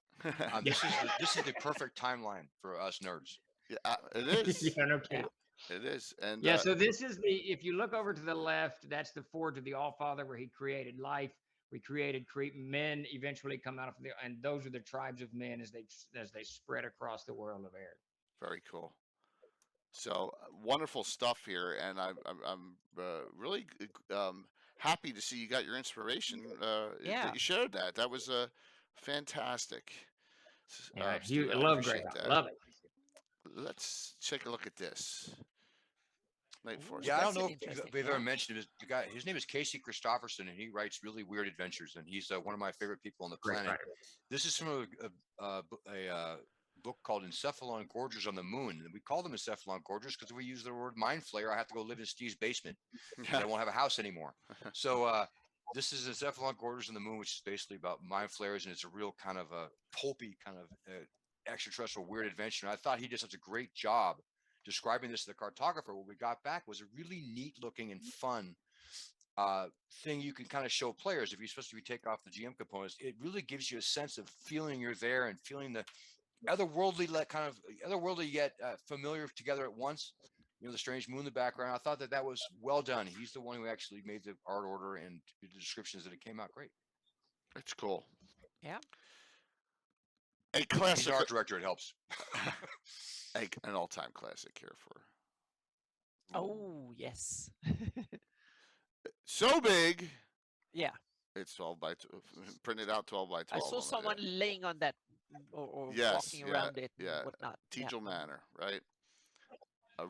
This is My body's on that one too. I Yeah. don't remember where. Listen, I can tell you. You die That on was every the first map time. here, so yeah. Yeah, it's really everybody loves it, especially my wife. There which was is a touching. secret corridor, and I decided to put a dead Zach in the corridor, Oh, in he's- the goddamn it Zach t-shirt, holding his favorite RPG of all time. It was after the 10th month of working on this, I think. It's so Zach, you're awesome. literally a casualty on every map here. I am, but you know, it's because we get her maps and they're like very big and very long. And by the time she's done, she's like, you know who I hate? I hate this guy. Yeah. I live streamed the work on this full Yeah. time, like 10 hours a day. Wow. Oh, I know. And Yeah. it was so Elisa, much fun. yeah, Elisa, is this done in one document or is it spread out One over? It's one document. Yeah. This is the first Wow. time I met a PSB file. Mhm. That's how I made Yeah. my acquaintance. That's So- when my computer first roared. Uh-huh. Yeah. The Teagle Manor map is based on a map that existed, obviously, because it's a property from Judges Guild from what, 1977, Steve? About then? Yeah, that's about right. Yeah. 77, 78. It's one of the first like haunted manor Yeah. kind of adventure. It's a wild. There's nothing modern about it. And No, the thing is, yeah. the map really mattered though. The map is the key element that makes it interesting and fun because the book itself, the map is really cool, and the book itself has like 12 numbers in it and have one word descriptions. And so it was updated and done by over the course of many years. We finally got around to doing this. We know we need the perfect indoor map for it, and we knew just the person who would make it Yeah. over the top and perfect and would pay attention to all the rooms, Oh my even with the gosh. kayaks in them. And it was just wonderful. You but made me remove the kayaks. I did. Someone circled the kayaks and put a red question mark. I was like, okay, I've gone too far. That was me. I'm sorry. Well, That's you the put only the time I've ever edited kayaks you. in there. That's No, but the truth is, it's a crazy map that's really interesting. It's based on an adventure that a lot of people really love, and we licensed it from Judges Guild. And I'm so proud of the map that I think that when I compare it to the original map, you seldom see original map and then you see a new one that you like better just because it doesn't seem like it even feels the same. This one feels completely different, though it has the same shape. It feels different, and it's a work of art that I'm just get really excited about because you can't play the game without it, and it makes the game better because of how she made it. That's why I love this map. Can't you chop and- this up and use this for VTT rather easily too? It's on No. BTT. They've Oh, got it's on VTT. There you go. Yeah. Okay, great. Is it easy? No, it was not easy, but we Okay. did it. All right. and Okay. now, Alyssa, I need to ask a few technical questions. I mean, you had it in one big document. Do you use any pre-made assets, Darling. or is it all hand-drawn on for this project? Most of this is actually hand drawn. We had a couple Okay. of artists creating Uh-huh. hand drawn assets for it Yeah. because there's so many assets. Mhm. But I mean, I did most of it actually sort of live streaming. So Yeah. there would be, let's say, a kitchen where it's describing plates. Like in the kitchen sink, half full of water. So I would draw it. I would actually Yeah. draw it. Mhm. That was She actually one put of my favorite drumsticks. She put parts. chicken drumsticks on the plates of this place setting. Yeah. She Wow. had little tiny bear print paws from the teddy bear that kills people. There's little tiny paws that with blood covered on it. But This is the why greatest it map took ever made. 300. This one took about 350 hours, which wasn't too bad. But I mean, there was some awesome things in this. A room would be described as rotting dead food everywhere and full of flies. And I spent a Yeah. whole episode just drawing little freaking flies. I mean, it was, or the torture room. The torture room was maybe my favorite, and because I had people chiming in with different torture devices, and I got to paint butt splatter. Everywhere. Oh, Yeah. cool. Yeah. No, that's it's a nice. wonderful good map, and we're at Frog Guy. We're very, very proud of it. Yeah. Can I you know zoom when, in a bit, Jay? Yeah. Yeah, sure. Yeah. You can Zoom. see the detail a bit. Yes. So zoom in. I'm on- not on even one- sure this is. I didn't give you a big enough file. I'm not sure to It see might the be detail. No, not this be their this is full good. resolution. Yeah. This is good. So I For- really for- want to see Zach's body. Yeah. Where's Zach's body in there? Oh shoot! So it's to the When to you the get to right Raw Hotep a maps, you little can tell you bit. that it's more There- recent. there's more recent murder. don't go. Nobody southeast. What wants do to see Zach. Go east. It's towards the east. I don't know if we're gonna find it live on show, but it's actually. I don't see any bodies. Zoom in. She hit it very well. No one will ever get arrested for this murder. Yeah, I don't know how high of a resolution I can. Is There- that there's it? Is this it basically- right here? Is that it? No, that's not. No, there's a basically a room with a gorilla in it.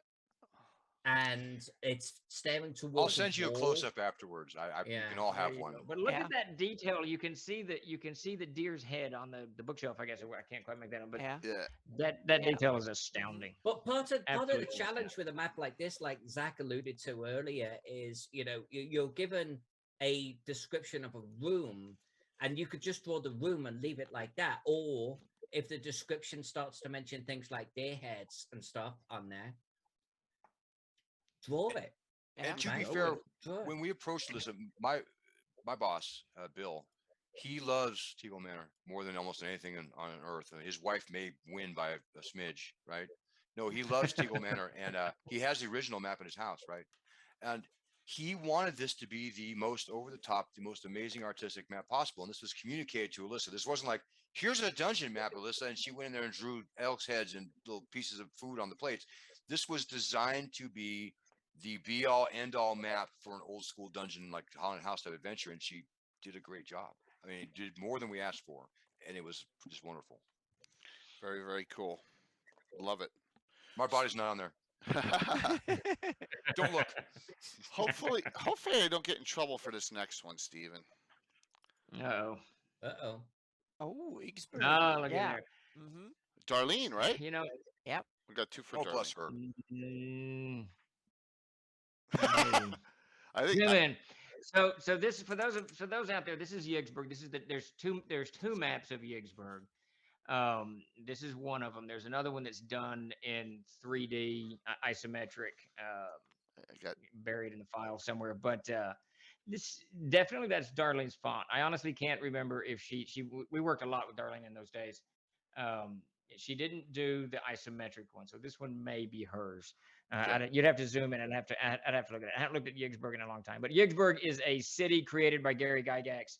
That is the setting within which his Zaggig, Castle Zaggig Right. exists. So we did this. In fact, I think I got it in this gigantic drawer. Yeah, we did this. This book came out, the Yigsburg Castle Zaggig city setting. And this is one of the coolest things we ever worked on. And he passed away when we were about maybe a quarter of the way through it. So the city Yigsburg is broken up into, it's been so long, I think it's 14 districts. And each of those districts, we were zooming in. So this is your kind of explains your neighborhoods and whatnot. The isometric map that we did is the actual city itself. And then we were working on individual books for individual neighborhoods. And I think it was 14. So each of this map is this, and then the other one zooms in, and then those maps we're going to zoom in down into streets and alleys and all of that. And the detail was extraordinary. We'd gotten, I think, 3 of them done when he passed away. Yeah, this was a monstrous project. Absolutely beautiful work on it. I honestly can't remember if that's Darlene, though. Well, this is Darlene. This is Darlene. Yep. That's definitely Darlene. That is the Haunted Highlands by Zach's favorite person and one of my favorite people is Casey Christopherson. Casey is a fantastic writer. He's a great artist, but this is his Haunted Highlands, and I think he's written 11 adventures for us in the Haunted Highlands, and Darlene drew this absolutely beautiful map. And I cannot say, I can't say enough good about Darlene. Her art, her maps, it somehow captured that entire era, I think, of the early RPGs, the 1970s, 1980s. And it encapsulated it. I don't know. It encapsulated the idea of fantasy even in her font. So when you looked at this, and I was a big reader of magazines like Heavy Metal and Epic Magazine, all of the fantasy stuff. I was deep into all of it. But Darlene somehow captured, I don't know, the age just absolutely beautifully, both in the World of Greyhawk, which she did. And then she just kind of revisited it in this, in the Haunted Highlands, and did just an extraordinary job. Darlene's the reason why I actually love fantasy maps, because as a kid, I would have them spread out on the floor. I'd look at them and I'd imagine armies moving and people adventuring and people living. And it was a living thing on a flat piece of poster. Yeah. And then, which is why when I did my box set, I wanted that so bad. And when Alyssa sent me the map of the little Whisper of Venom I did, I felt the same way again. And that's what really art, it fires your imagination. And that's what this did. And Darlene did it. She's just a goddess. it's hard to, and it may just be I'm an old man and I liked this when I was young, whatever. But when you look at her, it's there's a simplicity to it, you know, to It's this elegant. map. Yep. It's elegant. That's a perfect word for it. It's absolutely elegant. But there's not this. I don't know. It's just browns and greens and blues. I don't know. It just captured this moment, I think, in gaming's history that will be difficult to recapture simply because it was new. You know, it was new, and she Yep. had this. I don't know this. All you had before elegant that is was the the best Tolkien word. map. Yeah. I Yeah. mean, the Tolkien map was really all where you had before, because there weren't a whole lot of fantasy True, regional true. maps being published places, I think. Yeah. And hers was so Yeah. good and so colorful. I, I was so happy that she did this map for the Haunted Highlands. I was absolutely so happy. It's just beautiful. So let's do a couple more questions before we get to the Yuletide cheer part of this, which is gonna. I will burn through it as quickly as I can. Oh my gosh! So I'll make this a two-parter. How did the pandemic change what you do, and did that involve adding more Kickstarters, and is that a huge success for both your companies using Kickstarters? I'm making Steve take this one. All right, so rephrase the question. Chuck had asked me a question, and I was answering him Shock. on Skype. The pandemic, the changes that the pandemic made to the company, and also did that include in using more Kickstarters, and have they been successful? So the pandemic, weirdly enough, I mean, it certainly impacted Trollard Games in that our sales went up dramatically. And I think that's because so many people were at home. And we all owe a good debt of gratitude to 5th edition Dungeons and Dragons, because when the pandemic sets in, that game was already doing extraordinarily well. When the pandemic set in, it started to explode. And more importantly, this whole new younger crowd of people migrated from video games or wherever they migrated over and into tabletop role-playing game. And I know that Trollard Games benefited from this giant boost, you know, in the community. Obviously, Twitch had something to do with that, all of that. And the pandemic, I think, proved to be an accelerant for what was already happening. Twitch was already here.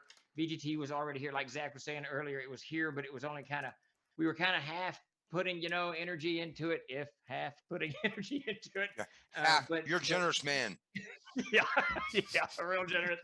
But the COVID proved to be an accelerant, and it pushed everyone into the home and in front of the camera, and people had to suddenly, you know, if you wanted to keep your weekly game going, you close your table down, and here you are, you know, playing on Zoom or whatever it is you're using. And Twitch, you know, it's a place to find other gamers. And now you've got this new crop of gamers coming in. So I think that COVID was this gigantic accelerant, both for our society at large and for the gaming industry, and very particularly for the gaming industry, both video, tabletop, board games, whatever it is, because people are at home and they're gaming now. So I think in that regard, the pandemic had this gigantic impact on Trollard Games. As for our actual schedules, not much, to be honest with you. We were already doing Kickstarters. Okay. It didn't change the way we were doing anything, other than we began to put more time and energy actually into the VTT side of things, because that was clearly something that wasn't an outlier. I think one of the funniest decisions I've made as a CEO, I remember back in 05, I don't know, 04, James came up to me, the guy who owned RPG Now, and he was trying to sell me on these things called PDFs. You know, people are going to download these PDFs and going to play them. I'm like, nobody is ever going to download a book in PDF. We're not doing it. So the next year at GTA, he said, "Hey, Steve." I said, "Yes, let's do the PDFs." I was completely wrong. And we're in that kind of same zone, the VTTs. And I know that there's, you know, we talked about this earlier, there's a little bit of drag from people, slightly older people, I suppose, that it's going in this direction. Is it going to stay there? It's not only going to be that, but it's definitely moving in that direction. Now, I want to add this, and this is a very interesting thing, because I've listened to this since I started publishing. I shouldn't say that. Since PDFs became a thing in 06, 07, when they really began to pick up speed, I have listened to countless people tell me that print is dead. Print is dead. No. Print is dead. It's just going to die. Absolutely not. No. It is nowhere near dead. It is it is still well above 80% of our sales come from print products rolling through either distribution, retail, or our own mailroom. So print is in no way, shape, or form. And this whole new culture of gaming using whether they're on Twitch or Zoom, they're still buying the books. I'm on TikTok and I'm watching these people. You're on TikTok? Yeah, I am on TikTok. I'm trying to figure it I out. gotta go. I'm- No. Even I won't be on TikTok there. Yeah, I I'm won't trying do to it. figure it out. Warlord Games, When I'm I watching knew it. all these kids, they're holding up like 10 and 12 books, or whatever they're showing. They're doing the exact same things we did back in the 80s. There's no difference. It's just they're not sitting at the table. So I think in that regard, the COVID was an accelerant for TLG to push us a little bit harder into VTT. And I'll say, even with COVID being the accelerant, I've drug my feet. I have not been as aggressive as both Chuck and Tim have been trying to make me be. I am going to be aggressive in the future, though. I Yeah. promise. Awesome. Zach, you want to tackle that one? Well, we were very successful. We were very lucky. We had a lot of things going our way before it even happened in terms of being set up for it. And if you could have picked a company, I think more ready for that to happen, that had no idea it was coming at all, was us, because my boss lives on a farm, and on the farm we have old McDonald's on our farm. On this farm we had a warehouse, EIEIO, right? And it's a 40,000 foot warehouse that we do most of our own shipping. We work with distribution, but we don't rely on distribution. We work a lot of digital sales. We have a lot of channels we sell from across the ways. And because of all those things that we had, because we're greedy capitalists, we were able to continue. And what was like Steve said, the accelerant, what mattered to us was making sure we were doing it fast enough and good enough so we could pay the people who relied on us. And in RPGs, I never tell anybody, never rely on this as a job, right? I tell that to myself almost every day. But people who do this as commission work, they have families and they have car payments and they have things that matter. And in order to keep up with that, we did ramp up our production. But the flip side is our customers came through too. We had a way better pandemic than anybody deserved to have, and we're really grateful to our customers and everybody who worked for us, because it really was good to us. Thank I you. still would vote against it if I could vote, but I didn't. I think we all would. I'm just making that clear. I don't want to make it sound like I'm too much of a capitalist. All right. So one final set of questions here, and we've already tackled VTTs, but I'm assuming that you think that trend's going to continue with the VTT. How It'll be in VR soon. Yeah, that's very. I know Adam's been talking about that. How detailed down do you get on VTT maps? Like, to what level? Well, that's actually my kind of final shift in the direction I want the maps to go. Is it's going to have detail. It's going to have more than the cut and dry blue maps from the 1980s and the ones that I kind of got stuck on there for a little while. It's going to have detail for the VTT, because it's, everyone can see it, viewers can see it, players can see it, everybody can see it. So they got to see what they're looking at. It's got to have that artistic feel to it. So you feel like you're in the room with the players if you're watching it on Twitch or however you're viewing that. Quite frankly, for us, if I was going to pick what details should it go to, I think soon it's going to have to be considered. We'll work on Unity. Get the bad review. Because Unity is what defines all digital spaces. And digital spaces are going to be 3D, and games. I have a game called Demio in VR where it's like playing a dungeon adventure game crawl. It's perfect. It works so well. It will happen. So as publishers, we have to be ready to accept the fact that that is where stuff is going to wind up if you want to be competitive in big spaces. And so that's what kind of detail we'll be looking at eventually. Yeah, we got the reverb from someone again. It was quiet for a while. Now we got some reverb there. Yeah. I don't know if it's Steven, you need to talk again. It works. Is it me? Am I doing it? Yeah, It yeah. could Now be. it works. Yep. It works when you're I think talking. I It's drift okay. away. Yeah. so. So Battlefront said, do you interview ship to? We're gonna have our friends come in. Chuck, come on in. Do you interview sell to gaming stores who resell there, or is that a thing of the past? Yeah, we do that. Okay. Yeah. How's that part of the business? It's very healthy. It is healthy. Okay. Okay. So Getting better all the time, actually. Okay. Yeah, I know Zach lived through this, and this is kind of it's Dungeons and Dragons is the 800-pound gorilla in the room. There is no doubt it carries the market. And when 4th edition dipped, which it did dramatically, a lot of retailers began dropping RPGs, because if 10% of your sales are RPGs and 80% of those sales are Dungeons and Dragons, and Dungeons and Dragons isn't selling, you go somewhere else. Go So we Magic saw Gathering. exactly, you saw during the 4th edition era, because it's a fine game, but because it wasn't appealing like other versions had, the retail market suffered dramatically. And Zach, Frog God lived through that. We lived through that. We all watched those sales, dwindle all the way down. But 5th edition has turned that around. No, I just hear old stories where you and Bill talk about that. That was before me. Oh, okay, yeah. Yeah, we've been around since D20 days, so. But a lot of it is cyclic, and a lot of it, and I don't want to take away from what Frog God does. They do some fantastic games, and certainly I stand behind Troll Lord products. We do some fantastic games, but at the end of the day, for RPGs, Dungeons and Dragons is still the weight. It still carries with it. No, and it's when all that matters. It does well. Yeah. Yeah, when it does well, we I all do can well. stand that. So we are definitely seeing in the last, Zach, year and a half, 2 years, this Yeah. resurgence. And stores seem to have adjusted to the pandemic fairly well with masks. I think they're better than I expected when it started. And I'll be honest with you, Wizards of the Coast is not our partner because we don't do anything that much directly with them except for talk to them at conventions. But they are a great partner to have because they could easily squash us or ruin our lives or make it miserable, and they don't. They make it better. They want to see people playing games, and even if they're not necessarily Dungeons and Dragons, they're all for people playing games, and they're just great. I have anything bad to say about Wizards of the Coast stuff. I wish I had more of their stuff because they need to send it to me for free. Yeah. No, they're great. And because of them, we all do better. And because of them, we can have enough people. We put out a lot of 1099s. And because of Wizards of the Coast, without them, nobody has those. Yeah, and that's the nice thing about a good healthy market, because it allows small producers. And back in the D20 day, I can't remember what it was. You'd have to ask Bill. I think it was 147 companies were making D20 material. It was crazy because the market was exploding. Everyone was enjoying, this kind of renaissance.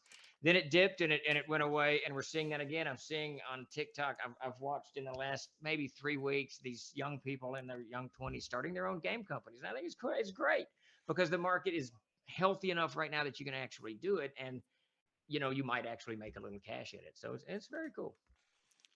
Will you not mention TikTok again, please? Yeah, Please, no more TikTok mentioning. I've never been more proud of Bill Webb than I am right now because he won't say TikTok and you will. So But you talk where trends are going. It's crazy. Stop making sense.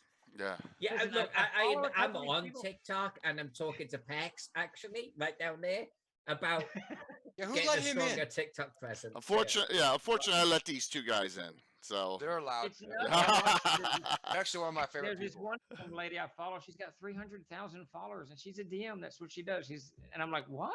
How many you have? Not that many. I got like a 314 Zero. or something. I don't know what it is. Peck, how would It's you not a fix lot, this? no more. So it's very interesting. It's very interesting. Yeah, that's not I Instagram and Twitter, that was it. And I'm like, I can't do this. I can't go to TikTok. I can't. No matter. Come on, Jay. No. Yeah, you have to go with the times here. Yeah. Yeah, really. Being a partner at Twitch is so last week, man. Yeah. I did that last week. So now what's the next goal Deserved. here? What are you doing for us lately? Yes. Yep. So we added both these gentlemen because they both support Frog God and Troll Lord respectively very well, and love them for it. And we're a lot behind these monstrous lists I have that we're gonna have to start on eventually sometime. It will be here until tomorrow morning. So on a ton of giveaways. But so Alyssa, any last things you'd like to ask the panel? Well, I want to ask one thing, and that's a little bit about the future. Meaning now we have VTTs and stuff. Do you see, are there any type of format or product involving maps and stuff or general that you see will come in the future that you would love to do or you think you would do? Meaning now we've had books since early day forever, and then PDFs, and now VTTs. Do you have any other cool stuff you want to go into that you can see in the future? Any new product type or venture or somehow, so to speak? VR.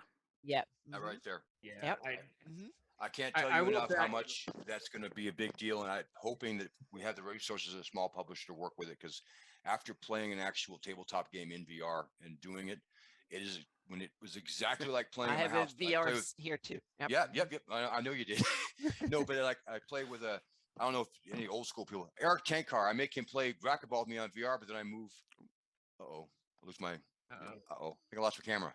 Yeah, see, you plugged in the VR headset. Now you're I did. lost in virtual reality here. Hold on. You just You had were the so excited COVID about it. experience. Works. I'm back. I'm back. Hit the wrong button. No, seriously, I play That's awesome. racquetball with Eric Tankar, then I sit down and play D&D with him, basically with a game called Demio. This is where it's going because we're going to be able to do this in virtual spaces, and with AR and VR, it all works with Unity. Yep. So that's where its future's going, I think. That's Those one things way of make me doing it. sick. Yeah. I mean, I literally get sick. Not when you sit at a table. You'll be amazed. Oh, yeah? Anytime, seated experiences are totally different. Okay. Yep. I got to tell you, and to kind of build on it, and I'm right there with Zach with that. That's because it's interesting. I watched this one young lady talk about, she's been gaming for about a year, and she said, I just learned that a lot of people play this at a table. And I was like, what? Yeah, why? Yeah. So it's a wholly different, direction that they're approaching the hobby from. And Zach's right. VR brings that together, doesn't it? You're still at home in front of your computer, but you're actually at a table as well.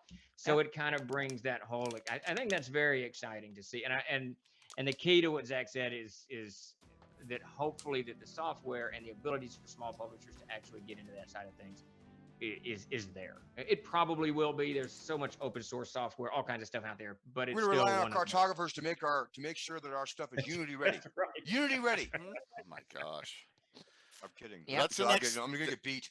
Yeah, I mean, Anna's don't wanna maps. get beat. Anna's maps are big enough at like 100 gigs. You know what I mean? So it'll be Well, like hard terabytes. drives get bigger and bigger. Oh so my hard drives gosh. get bigger Yeah, and bigger. really. Yeah. Awesome. They build warehouses of cloud Haven't you ever heard of storage. personal cloud, man? What's your problem? All mine are filled, and they want me to spend more money to make them bigger. Every single Yeah, that's one. right. Money. Oh my gosh. Yeah. So, listen, I thought you had did you have a last question? Yeah, I actually have a couple of things. One, I want to know why Chuck is not engaged with this channel right now. He's Yeah. having a side conversation on his freaking phone. Wait, you And ready? I'm hoping that Stephen will take it to one side later and have a small conversation with him. 'Cause not professional, my friends. Oh no. Alyssa, Chuck's a train wreck. No, the troll lord demands that I work. He's a See, train. Alex, if you think I'm not nice to you now, take it back. And then, honestly, seriously, I just want to thank Stephen and Zach for turning up and being Yes. part of this. Because Yep. at the end of the day, they both are incredibly busy guys. Yes. You Yep. are both Thank you. wonderful human beings. You've got great product, incredible companies. There's not that many companies that I actually want to work with. Both of you humble me just by being here.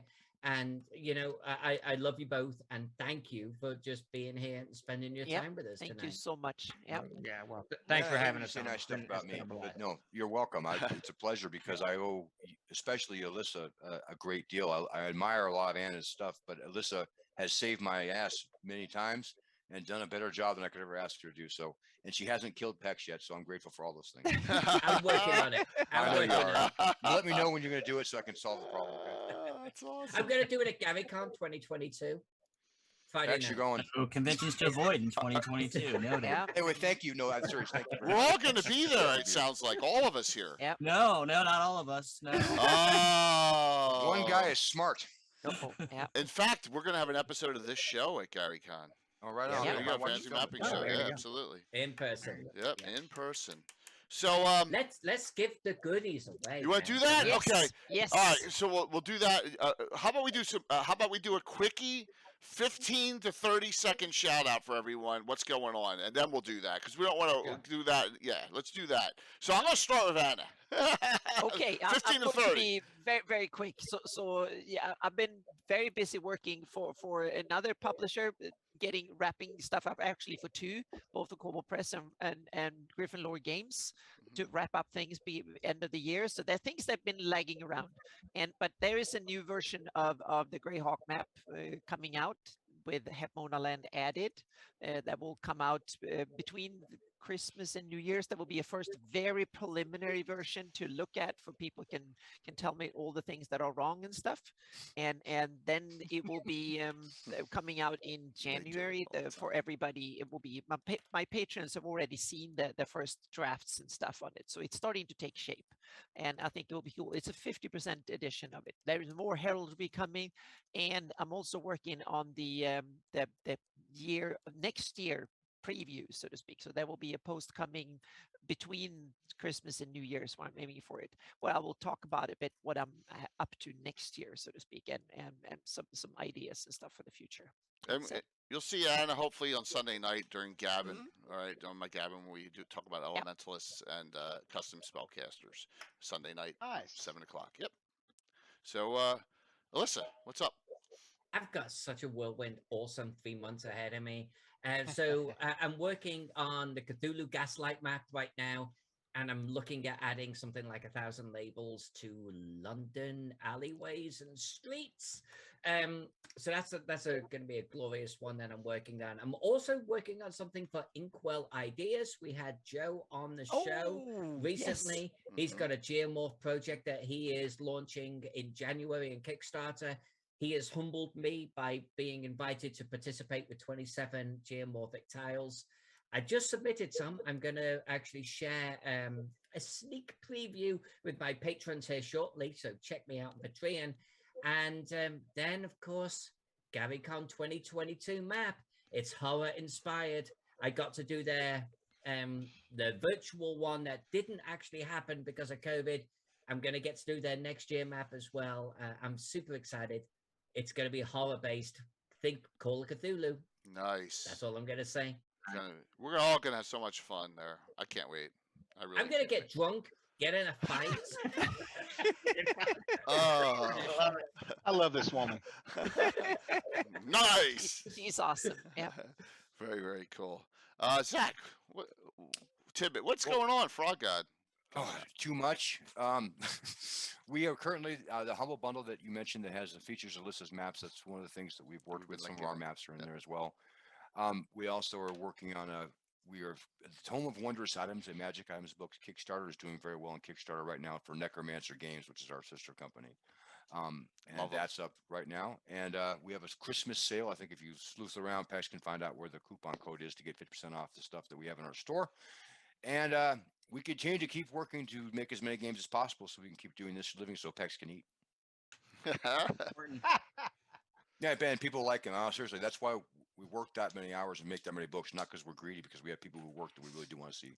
It's awesome. Be able to do the work they do and we're proud of them. So. And Pex doesn't need to eat. I mean, he needs to pay rent. How about that? Pex, you rent. pick. Okay, rent or rent. food. You Rent, pick, I'll okay? give you. Food we'll is pay enough for optional. one or the other. All right. Brutal. That is awesome. That's why I work for 2 companies. There you go. Yep. Oh, you And clever we have bastard. That's two. why I can't get rid of you. Yep. Steven, Troller Games, what's going on? All right. Well, we just released our 8th printing of the Player's Handbook. I got a copy of it here if y'all can see that. So and do it's, I. we've got there you go. It's got the tribute covers on it. The Castle Keeper's Guide just came out, 3rd printing. This has got Elisa's maps in it. Yep. Absolutely beautiful. And then, of course, we did the tribute cover. And if you look, these are all tribute covers to the early AD&D material. Fantastic. They're great too. They're And all wonderful. Steven, those tribute covers are like chef's kiss, man. No, they're Yes. They are I wish so, I thought of them. That's so, much I so hate you good. for that. And guess Yeah. what? Jason Steven, Walton did a beautiful job. Steven's giving away 5 of those tonight. Yes, Well, we are. 5 of those Castle books Keeper's Guides are tonight. being given away. So, Yeah. and then so we've just released those. You can catch those over on our site. You can go to www.troller.com, wherever that is, and you can find all of that mess. And then coming up next year, we're going to dive into the planes. We're going to expand Castles and Crusades into the planes, do some more mythology books. We've got the Chinese mythology, Korean mythology on deck, and then we're going to do Planescapes, Skills and Orders, a lot of stuff to take your players off the world and into the worlds of fantasy. So we got a lot of fantasy Nice. maps coming up that won't follow geography like me and Anna prefer it to. I prefer it to be Good. normal, but Yep. got a lot of weird coming. Steven, thank you. Well, thank you, everyone, for coming on. This has been such a great discussion. Pex, anything you'd like to say? Thank you for hopping on here, man. Thanks for your support. I would like to say one thing. Please. This month, over at Alyssa's Patreon, you can get a free canvas map with your Patreon subscription. We only do this once a quarter, and this month in particular, it's Christmas themed. So, Awesome. want a free Alyssa map in print that's gorgeous and archival quality? Sign up. Perfect. Nothing else, huh, Pex? It's Nothing all else linked. there, huh, Pex? Patreon and Humble's linked in there. Just stuff Oh, posted. and there's this thing on Humble Bundle for Frog God Games too. Yep, it's Thank you. all right there. Thank you there, Balfron, for I'm linking going that. so freaking red. Jesus. and least but not last, or maybe I got that backwards, Chuck. You take abuse, Chuck. Yeah, Oh Chuck. man, Chuck, come on, man. Represent know- your company. Come on. it's the abuse is normal. I get it from my wife. I get it from my dogs. I get it from posters. Not me. Not you. Not you. That's right. I have a few people in my life. that say about me. Shucks What's going on, man? I tell you, shit, just a lot. I mean, we are, we just redid our Patreon actually. It's pretty interesting what we redid with it. So now we have, and I'll put a link Now, in chat for the Discord, but we have weekly chats now for private supporters of our Patreon. can't afford it. Different levels. The different levels of the Patreon get you percentages off of products. It gets you inside know, and then basically you get to go in there and hang out and listen to Davis and Steve babble all day. It's really exciting. It's good stuff. So, Exciting. yeah. Hey, it's I think pretty today cool. I was complaining about updates. I was Yeah, complaining it- about something. I don't know what. It's something like that, and he's always posting random pictures of like broken equipment and that kind of stuff. It's really exciting. Whoops. I did that. Hold on. See? Jay, I got so many screens open. I'm like, boom, boom. We're good. We're good. We're good. We're good. When you're trying to, everything minimizes, boom. So we're all still here. I'm just trying to get set up to show what the giveaways are. So But anyway, And we've got a Chuck's lot talking going on there right anyway. now. We're so right now coming up for me and what I do, I'm kind of like Pex right here, just kind of slaving away for our lords. But I'm gonna switch right. screens and make it easier. we're working on Okay. we're getting ready to come out. We hopefully will debut at Gary Con with it, but we're going to have a brand new organized play program. I've been working very hard on. Nice. Yeah, I'm really excited Endless about it. Worlds. It's gonna, Endless Worlds. It's going to be a lot different from anything else out there. I've put a lot of time into it, but I think it's going to be fun because it's the whole concept is going to be just to bring people together to play games, which is what it should be anyway, right? Absolutely. That's probably been my biggest project besides, I don't know, just all the regular stuff we have to do every day, like social media and Twitch and just all this junk that we Yeah, have to do. Chuck's not singing his own praises enough. He's actually heading up all of the VTT stuff that we're doing. Foundry, Well. Shard, Fantasy Grounds, Roll Yeah. 20. He's got all of that. He's working with the mappers on that. And of course, the organized play is his primary focus. And Yeah. it's for me to yell at him about 4 times a day. Why isn't Twitter followers this? Or why isn't Instagram that? Or Yeah. I don't Pretty really much. understand any of it. So Actually, Stephen, when you yell at him, can you send me what you say so I can yell at him? Me too. No, hey, I want Really? the same thing. Can you just go ahead and God. BCC me? Yeah, just Zach's gonna be texting copy the us insult. both. Steve said this. I think it's Oh. mostly No, nonsense. you aren't the target for this. It doesn't work like that, Steve. What do you mean it doesn't work like Yeah, that? no, Yeah. I get that all the time for Pex. Those are loser talk. That's loser talk, Pex. Right. Oh, God. Anyway, True. mainly what me and Pex do is deal with these clowns. But yeah. Yeah. Yeah, we You do. go. And it's hard, isn't it, Chuck? Oh yeah, I have to drink constantly. It's crazy. I'm a freaking angel. What are you talking about? Oh, not you, sweetheart. Oh, we were talking about you. Clown. Just Zach down there. Clown. she said freaky Not the too. A's. A's I is have in a long number memory, one Tex. first. Well, I want to say thank you to all of you, and Yep. this is only going to help the community, and that's a great thing. And we're all here to support each other, and I'm excited for 2022. So, So are we. Thanks a lot, You're man. good, Look you're forward to no having problem. you on. are you ready? Yeah, I thanks got for having me 30 Oh, hold Yes. on. 30 giveaways. Get to Yeah, it. go ahead. Yep. Yes, I got a reverb too from someone. It's I don't I'm sure own it's speakers anymore, so poor. It's yeah. okay. It's What was that? Steve, Chuck? for sure. It's Steve. I'm There good. you go. It's all right. So chop. Chuck, were you gonna say something? All right. Nope. Other than you're great. I know. Well, Okay. thank you. You're very, very kind, Chuck. Toma Horrors. This is pretty cool. All 3 decks the monster cards. I love this. And Very nice. so I'm gonna do this and the 5 Castle Keeper guides first because everyone's like they want the guides. So we're gonna do all them. I'm gonna burn through 6 people in order, and then tell me what you want out of that. I got one of these, and I got 5 Castle Keeper guide, and then we'll go from there. Because I got to figure out some way of doing this because I can't reset up the drawing. So you're only gonna win once out there. I figure we'll do that first. All right, fair enough, and That's then we'll fair. go down. We got like. I literally got 14 and 16. It's gonna take a bit here. So, and you know me, I'm gonna hit a wrong button, and then we're gonna be. Then you have to start it We're having a over real again. then, freaking yeah. disaster on our hands here, like Yeah, I he always hits the do. wrong button, and now he's not a partner anymore. Yes. Yeah. You never know. Are you ready? Closing it out. All right, here we go. First winner, Big Mac. Ooh, right. David. All right, so you Congrats. gotta tell me if you Castle Keeper guide or if you want the monster card. Second winner, Tino Monkey Boogers. Yes, that is them boogers. Yes, Boogers! yes. You're in. All right, so if you want the monster card, you gotta let me know, please, or if not, I'm putting in Castle Keepers. Next winner. Oh man, now it froze on me. What the heck? Oh, don't do this. Oh, It's me every day. Pin back. There it goes. Pin back. So all right. So I got Mac. Big Mac. I know Big Is Mac. he writing with a pen? Is that what he's doing? Pencil. Yes. Believe it Yeah, or not. high tech. yeah, it's high tech. Yeah. Oh, This that's is- the only this way is I'm gonna be able to cutting do edge. this. You That's the only way I'm gonna be able to do TikTokers, this. I was look at just going to this. say, now we know why Pin Jay back. is not on TikTok. So yeah, Oh my gosh. Yeah. to juggle harder. Next to- winner. Yeah. Jim Seguia. Awesome. Jim. You were just saying you would like that. I saw you with that. Jim, you good? You want that too? Next one. Here we go. Keep going. Keep That's going. good, Keep going. Sparky. Keep going. Yeah, you're real old. Moose.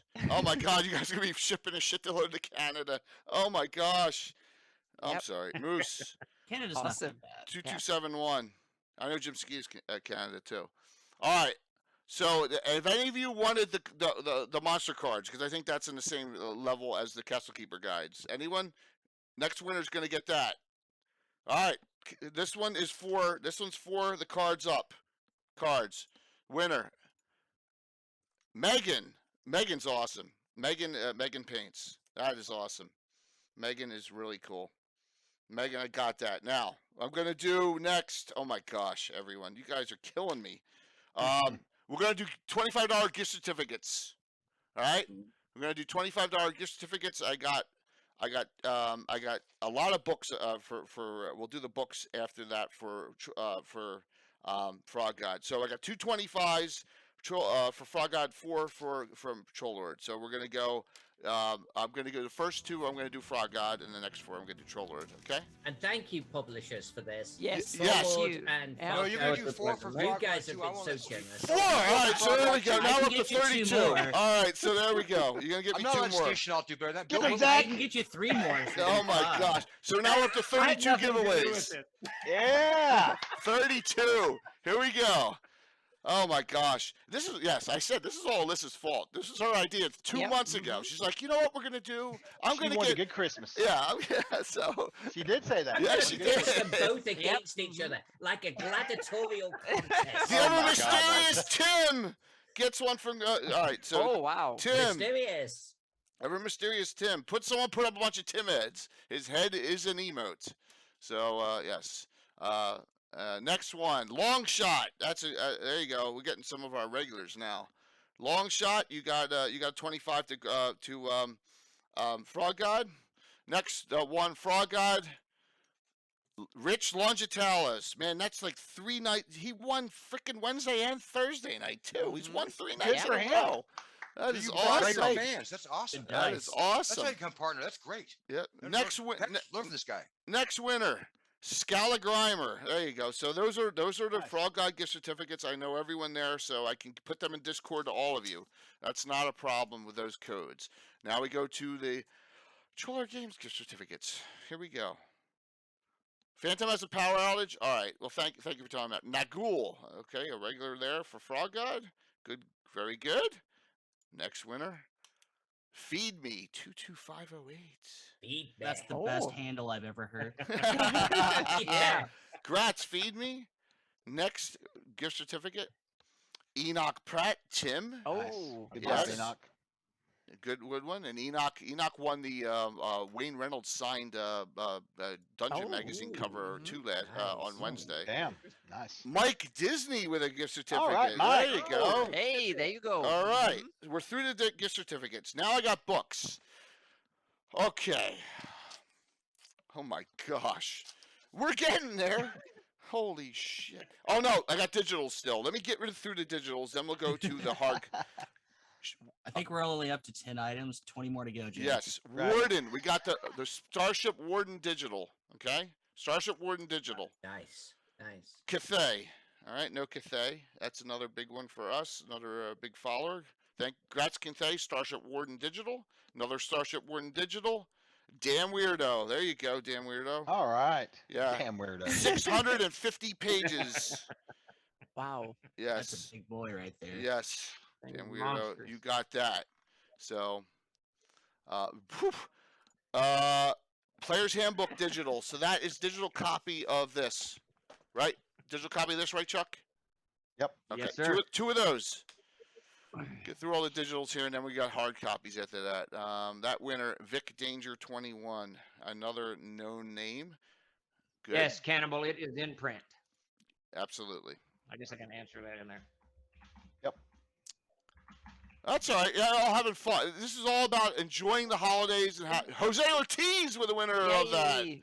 Jose, Player's Handbook digital. All right, so I got three left for Troll Lord. We'll save them to the final three, and those are those two maps. All right, but now we're going to go over because these are a lot of hard copies. These, I'm going to need your name and address if I don't have it. Okay, so whisper me, Discord me. I'm going to write down who gets them. So, and hopefully I can pop these right up. All right. Sanchez, did I say Sanchez? Lament? Shanachie. Oh my gosh, I can't say that. No, it's okay because the author is a leprechaun, and Ian McGarty wrote it, and he told me that's how you say it. So Awesome. everybody here who knows him knows what I mean. But he's a giant evil leprechaun. Oh but my he God, wrote that's it in awesome. He Shanachie. looks like the guy on the cover, too. He does Right? look like a cover intentionally. This is a hard copy that is going to be, these will all, everything now I'm going to give out is a hard copy from from Frog God, I apologize, from Frog God coming to you direct. I All think right, compared to worse. Here's the winner. M5 tie-in. We know M5. Congrats, M5 tie-in. All righty. Next winner is for this one, which I'm 1975. There's Fuck two of off. those. That's my boss, Bill Ah, Webb. yeah. That's his big contribution, which is actually really great. It's a great introduction. Those It's are a in the Swords good- and Wizardry Yeah, that's a OSR great format. Okay, That's fantastic. one of my favorite ones, Zach. That's great. Fantastic. No, Oh, that's it's my great. Bill? It's a wonderful book.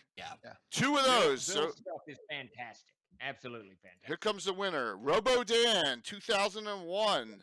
Oh. Congrats, Robo Dan, 2K1. Next winner for this again, Justinius 1. Justinius 1. Congrats, Justinius 1. Hey, probably one. Let's see. We'll probably have of the viewers now. I mean, we're getting. This is going to be 25% almost here. This one is Death. I got him here. Death Ship of the Roach Princess. Next, That's one of our newer ones by Matt Finch. It's a weird interplanar fun one. It's in 5e. Awesome. Very cool. It has bugs. Has bugs. I should have it, Justinius. You're correct. Lord Forth, another good regular and supporter of the stream. Congrats, Lord Forth, for getting that. Very cool. Next one, I think, is this is cool. This is Orcus on 34th level. Kind of a play on Nice, Christmas. nice. 2 copies of this. Yeah, because this is our newest one. We just got the proofs for here. So that's last year's Christmas module, and it's a lot of fun. Awesome. Here we go. Next winner. Oh, and everybody who gets we can get them a PDF of everybody who actually is a winner as well. Peg will Okay. take care of that. All right, that's awesome. Gitano, Grendelwolf's Lair. There you go. Gitano wins that. Awesome. Very cool. Thanks. Next winner for this, Alex Antiquitous 2004, who helped me out at Yeah. tremendously helped me out at PAX Unplugged last weekend. Yep. Wonderful. All right. I have the next one that Wow. we're giving away. But what did I do with it? 3 copies of Alyssa Faden's map that she did here, and that is Cat's Cradle. Yes, Ooh. I have that. Oh, nice. And to be clear, it's not just like a book that you open and it's got my map in it. Well, No, it it- does. it's I really opened it cool right to the setting map. in- See, I opened it right to the map. So There's a whole city setting. that's in why I it. got it because Someone I wrote love city something in the- settings. I Yeah. love city settings. That's why I got it. Like for So example, someone actually wrote in a book as well. Like There's this- text like in this there. one I have. this city setting I have for Castles and Crusades, Callus. Yeah. Yeah. Yep. So Just a small note on I love Cat's that. Cradle. It is system neutral, so no matter what system, Oh, you great. could You'll use it. play any Oh, fantasy nice. There system you go. or Very top cool. secret if you want to. And better, I didn't Exactly. write it. Okay, I did not write it. So that was awesome. Alex just said this is way better than Oprah. Yes, isn't this? This is great. Yeah, it is. So fantastic. Don't make you pay tax on the You car. get a yeah, module. yeah. You get a module. we have 8 we still all to get go. a module. Yeah. Yeah. Three of these Cat's Cradles. Here we go. Next winner, Meerkat, who I just saw in chat. Wow, look at that timing. Meerkat, I don't think I have. You're one of the ones I don't think I have your address. So you're gonna have to whisper me full name and address, please, so I can get We that. have no Teslas to give away. I'm sorry. Unfortunately not. Skagit, no Teslas. Second winner of this Cat's Cradle. That's good. It's wonderful. Oh, now come on. It's like thinking. Dwayne Prometheus. Canada, here we come. There's a Yeah, Canadian. Canada. Grats there, Prometheus. Yeah, it's a nice book. You'll like it. It's I It's a really wonderful like book. mine. Odysseus BB on the third one on the Cat's Cradle. Odysseus BB. Grats, Odysseus. Next one is the final two from Frog God, and that is Fiend. I had these in order here. Is this it? The Fiend of Turlin's Well. Yeah, a guy named Skeeter Green, who if you don't have you Yeah. never met him, don't try. He's a terrible human being, but he's also a great author and a nice person. That he's Poor been with Skeeter. I know, wrote right? this for Frog God. He actually was a partner Oh, for while dear. he had left, but afterwards he wrote this for us, and it's just a great adventure inside of Bard's Gate. So Oh, okay. It's in Bard's Gate. That's awesome. The but he's still a winner. terrible human being. 2 giveaways of this. Winner, Crazy Cyber. Congrats, Crazy. All right, next winner, Skeeter equals life. Balfrin. There you go, Oh, Balfrin. awesome. You Yeah. got a win there. Thank you, Frog God, for wonderful. So we each company had 16 giveaways. We got 3 more to do for. I don't want to crash the stream having too much open there, because yes, I'm playing with fire here. The final. Oh my gosh, did I get those maps? I thought I got the maps. CNC. I thought I. Are these the tubes? Yeah, the tubes. Here it is. Aired map. These are signed by Steven, right? These will be signed Yeah, so these will copies. That's a Hey. trick. Look at that. Those two that map split in Thank you, half, Jim. and then the world map. It's 3 maps in the tube. Okay. I could cheat and sign Bill's name, but damn, There you way go. to go, Steven. I mean, no one will know the difference. Just do it. this is giveaway number 20. I'm sorry, 29, 31. No, I can't even add 30, 31, 32. So here we go. Final 3. Winner for this. Gary Julian, Pluffett Smedger himself. Oh, congrats, Gary. Wow. Awesome. Wow. Gary with a win. Nice, Gary. Zach, if you know Gary wrote the Living Greyhawk Gazetteer in 2000. That Gary Julian. Oh, Well, he's a hero I didn't know I had. Awesome. Yes, yeah, There you go. absolutely. So, and he runs the Cannon Fire Discord that we all hang out in. All right, great. and just so everyone knows, the 2 little inset maps are actually the same size as the world map. They're all huge, 32 Yeah. by something. I can't Okay. Cardman 2467.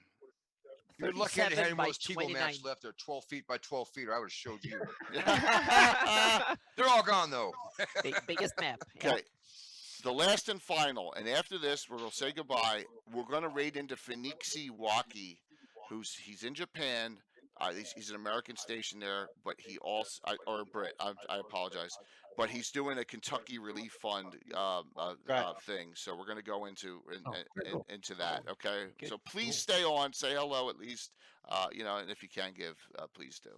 Because he asked me to be on the show at the exact same time this show was going on. And I was like, I can't, but I promised to raid into you. Final winner, Rob Phantom.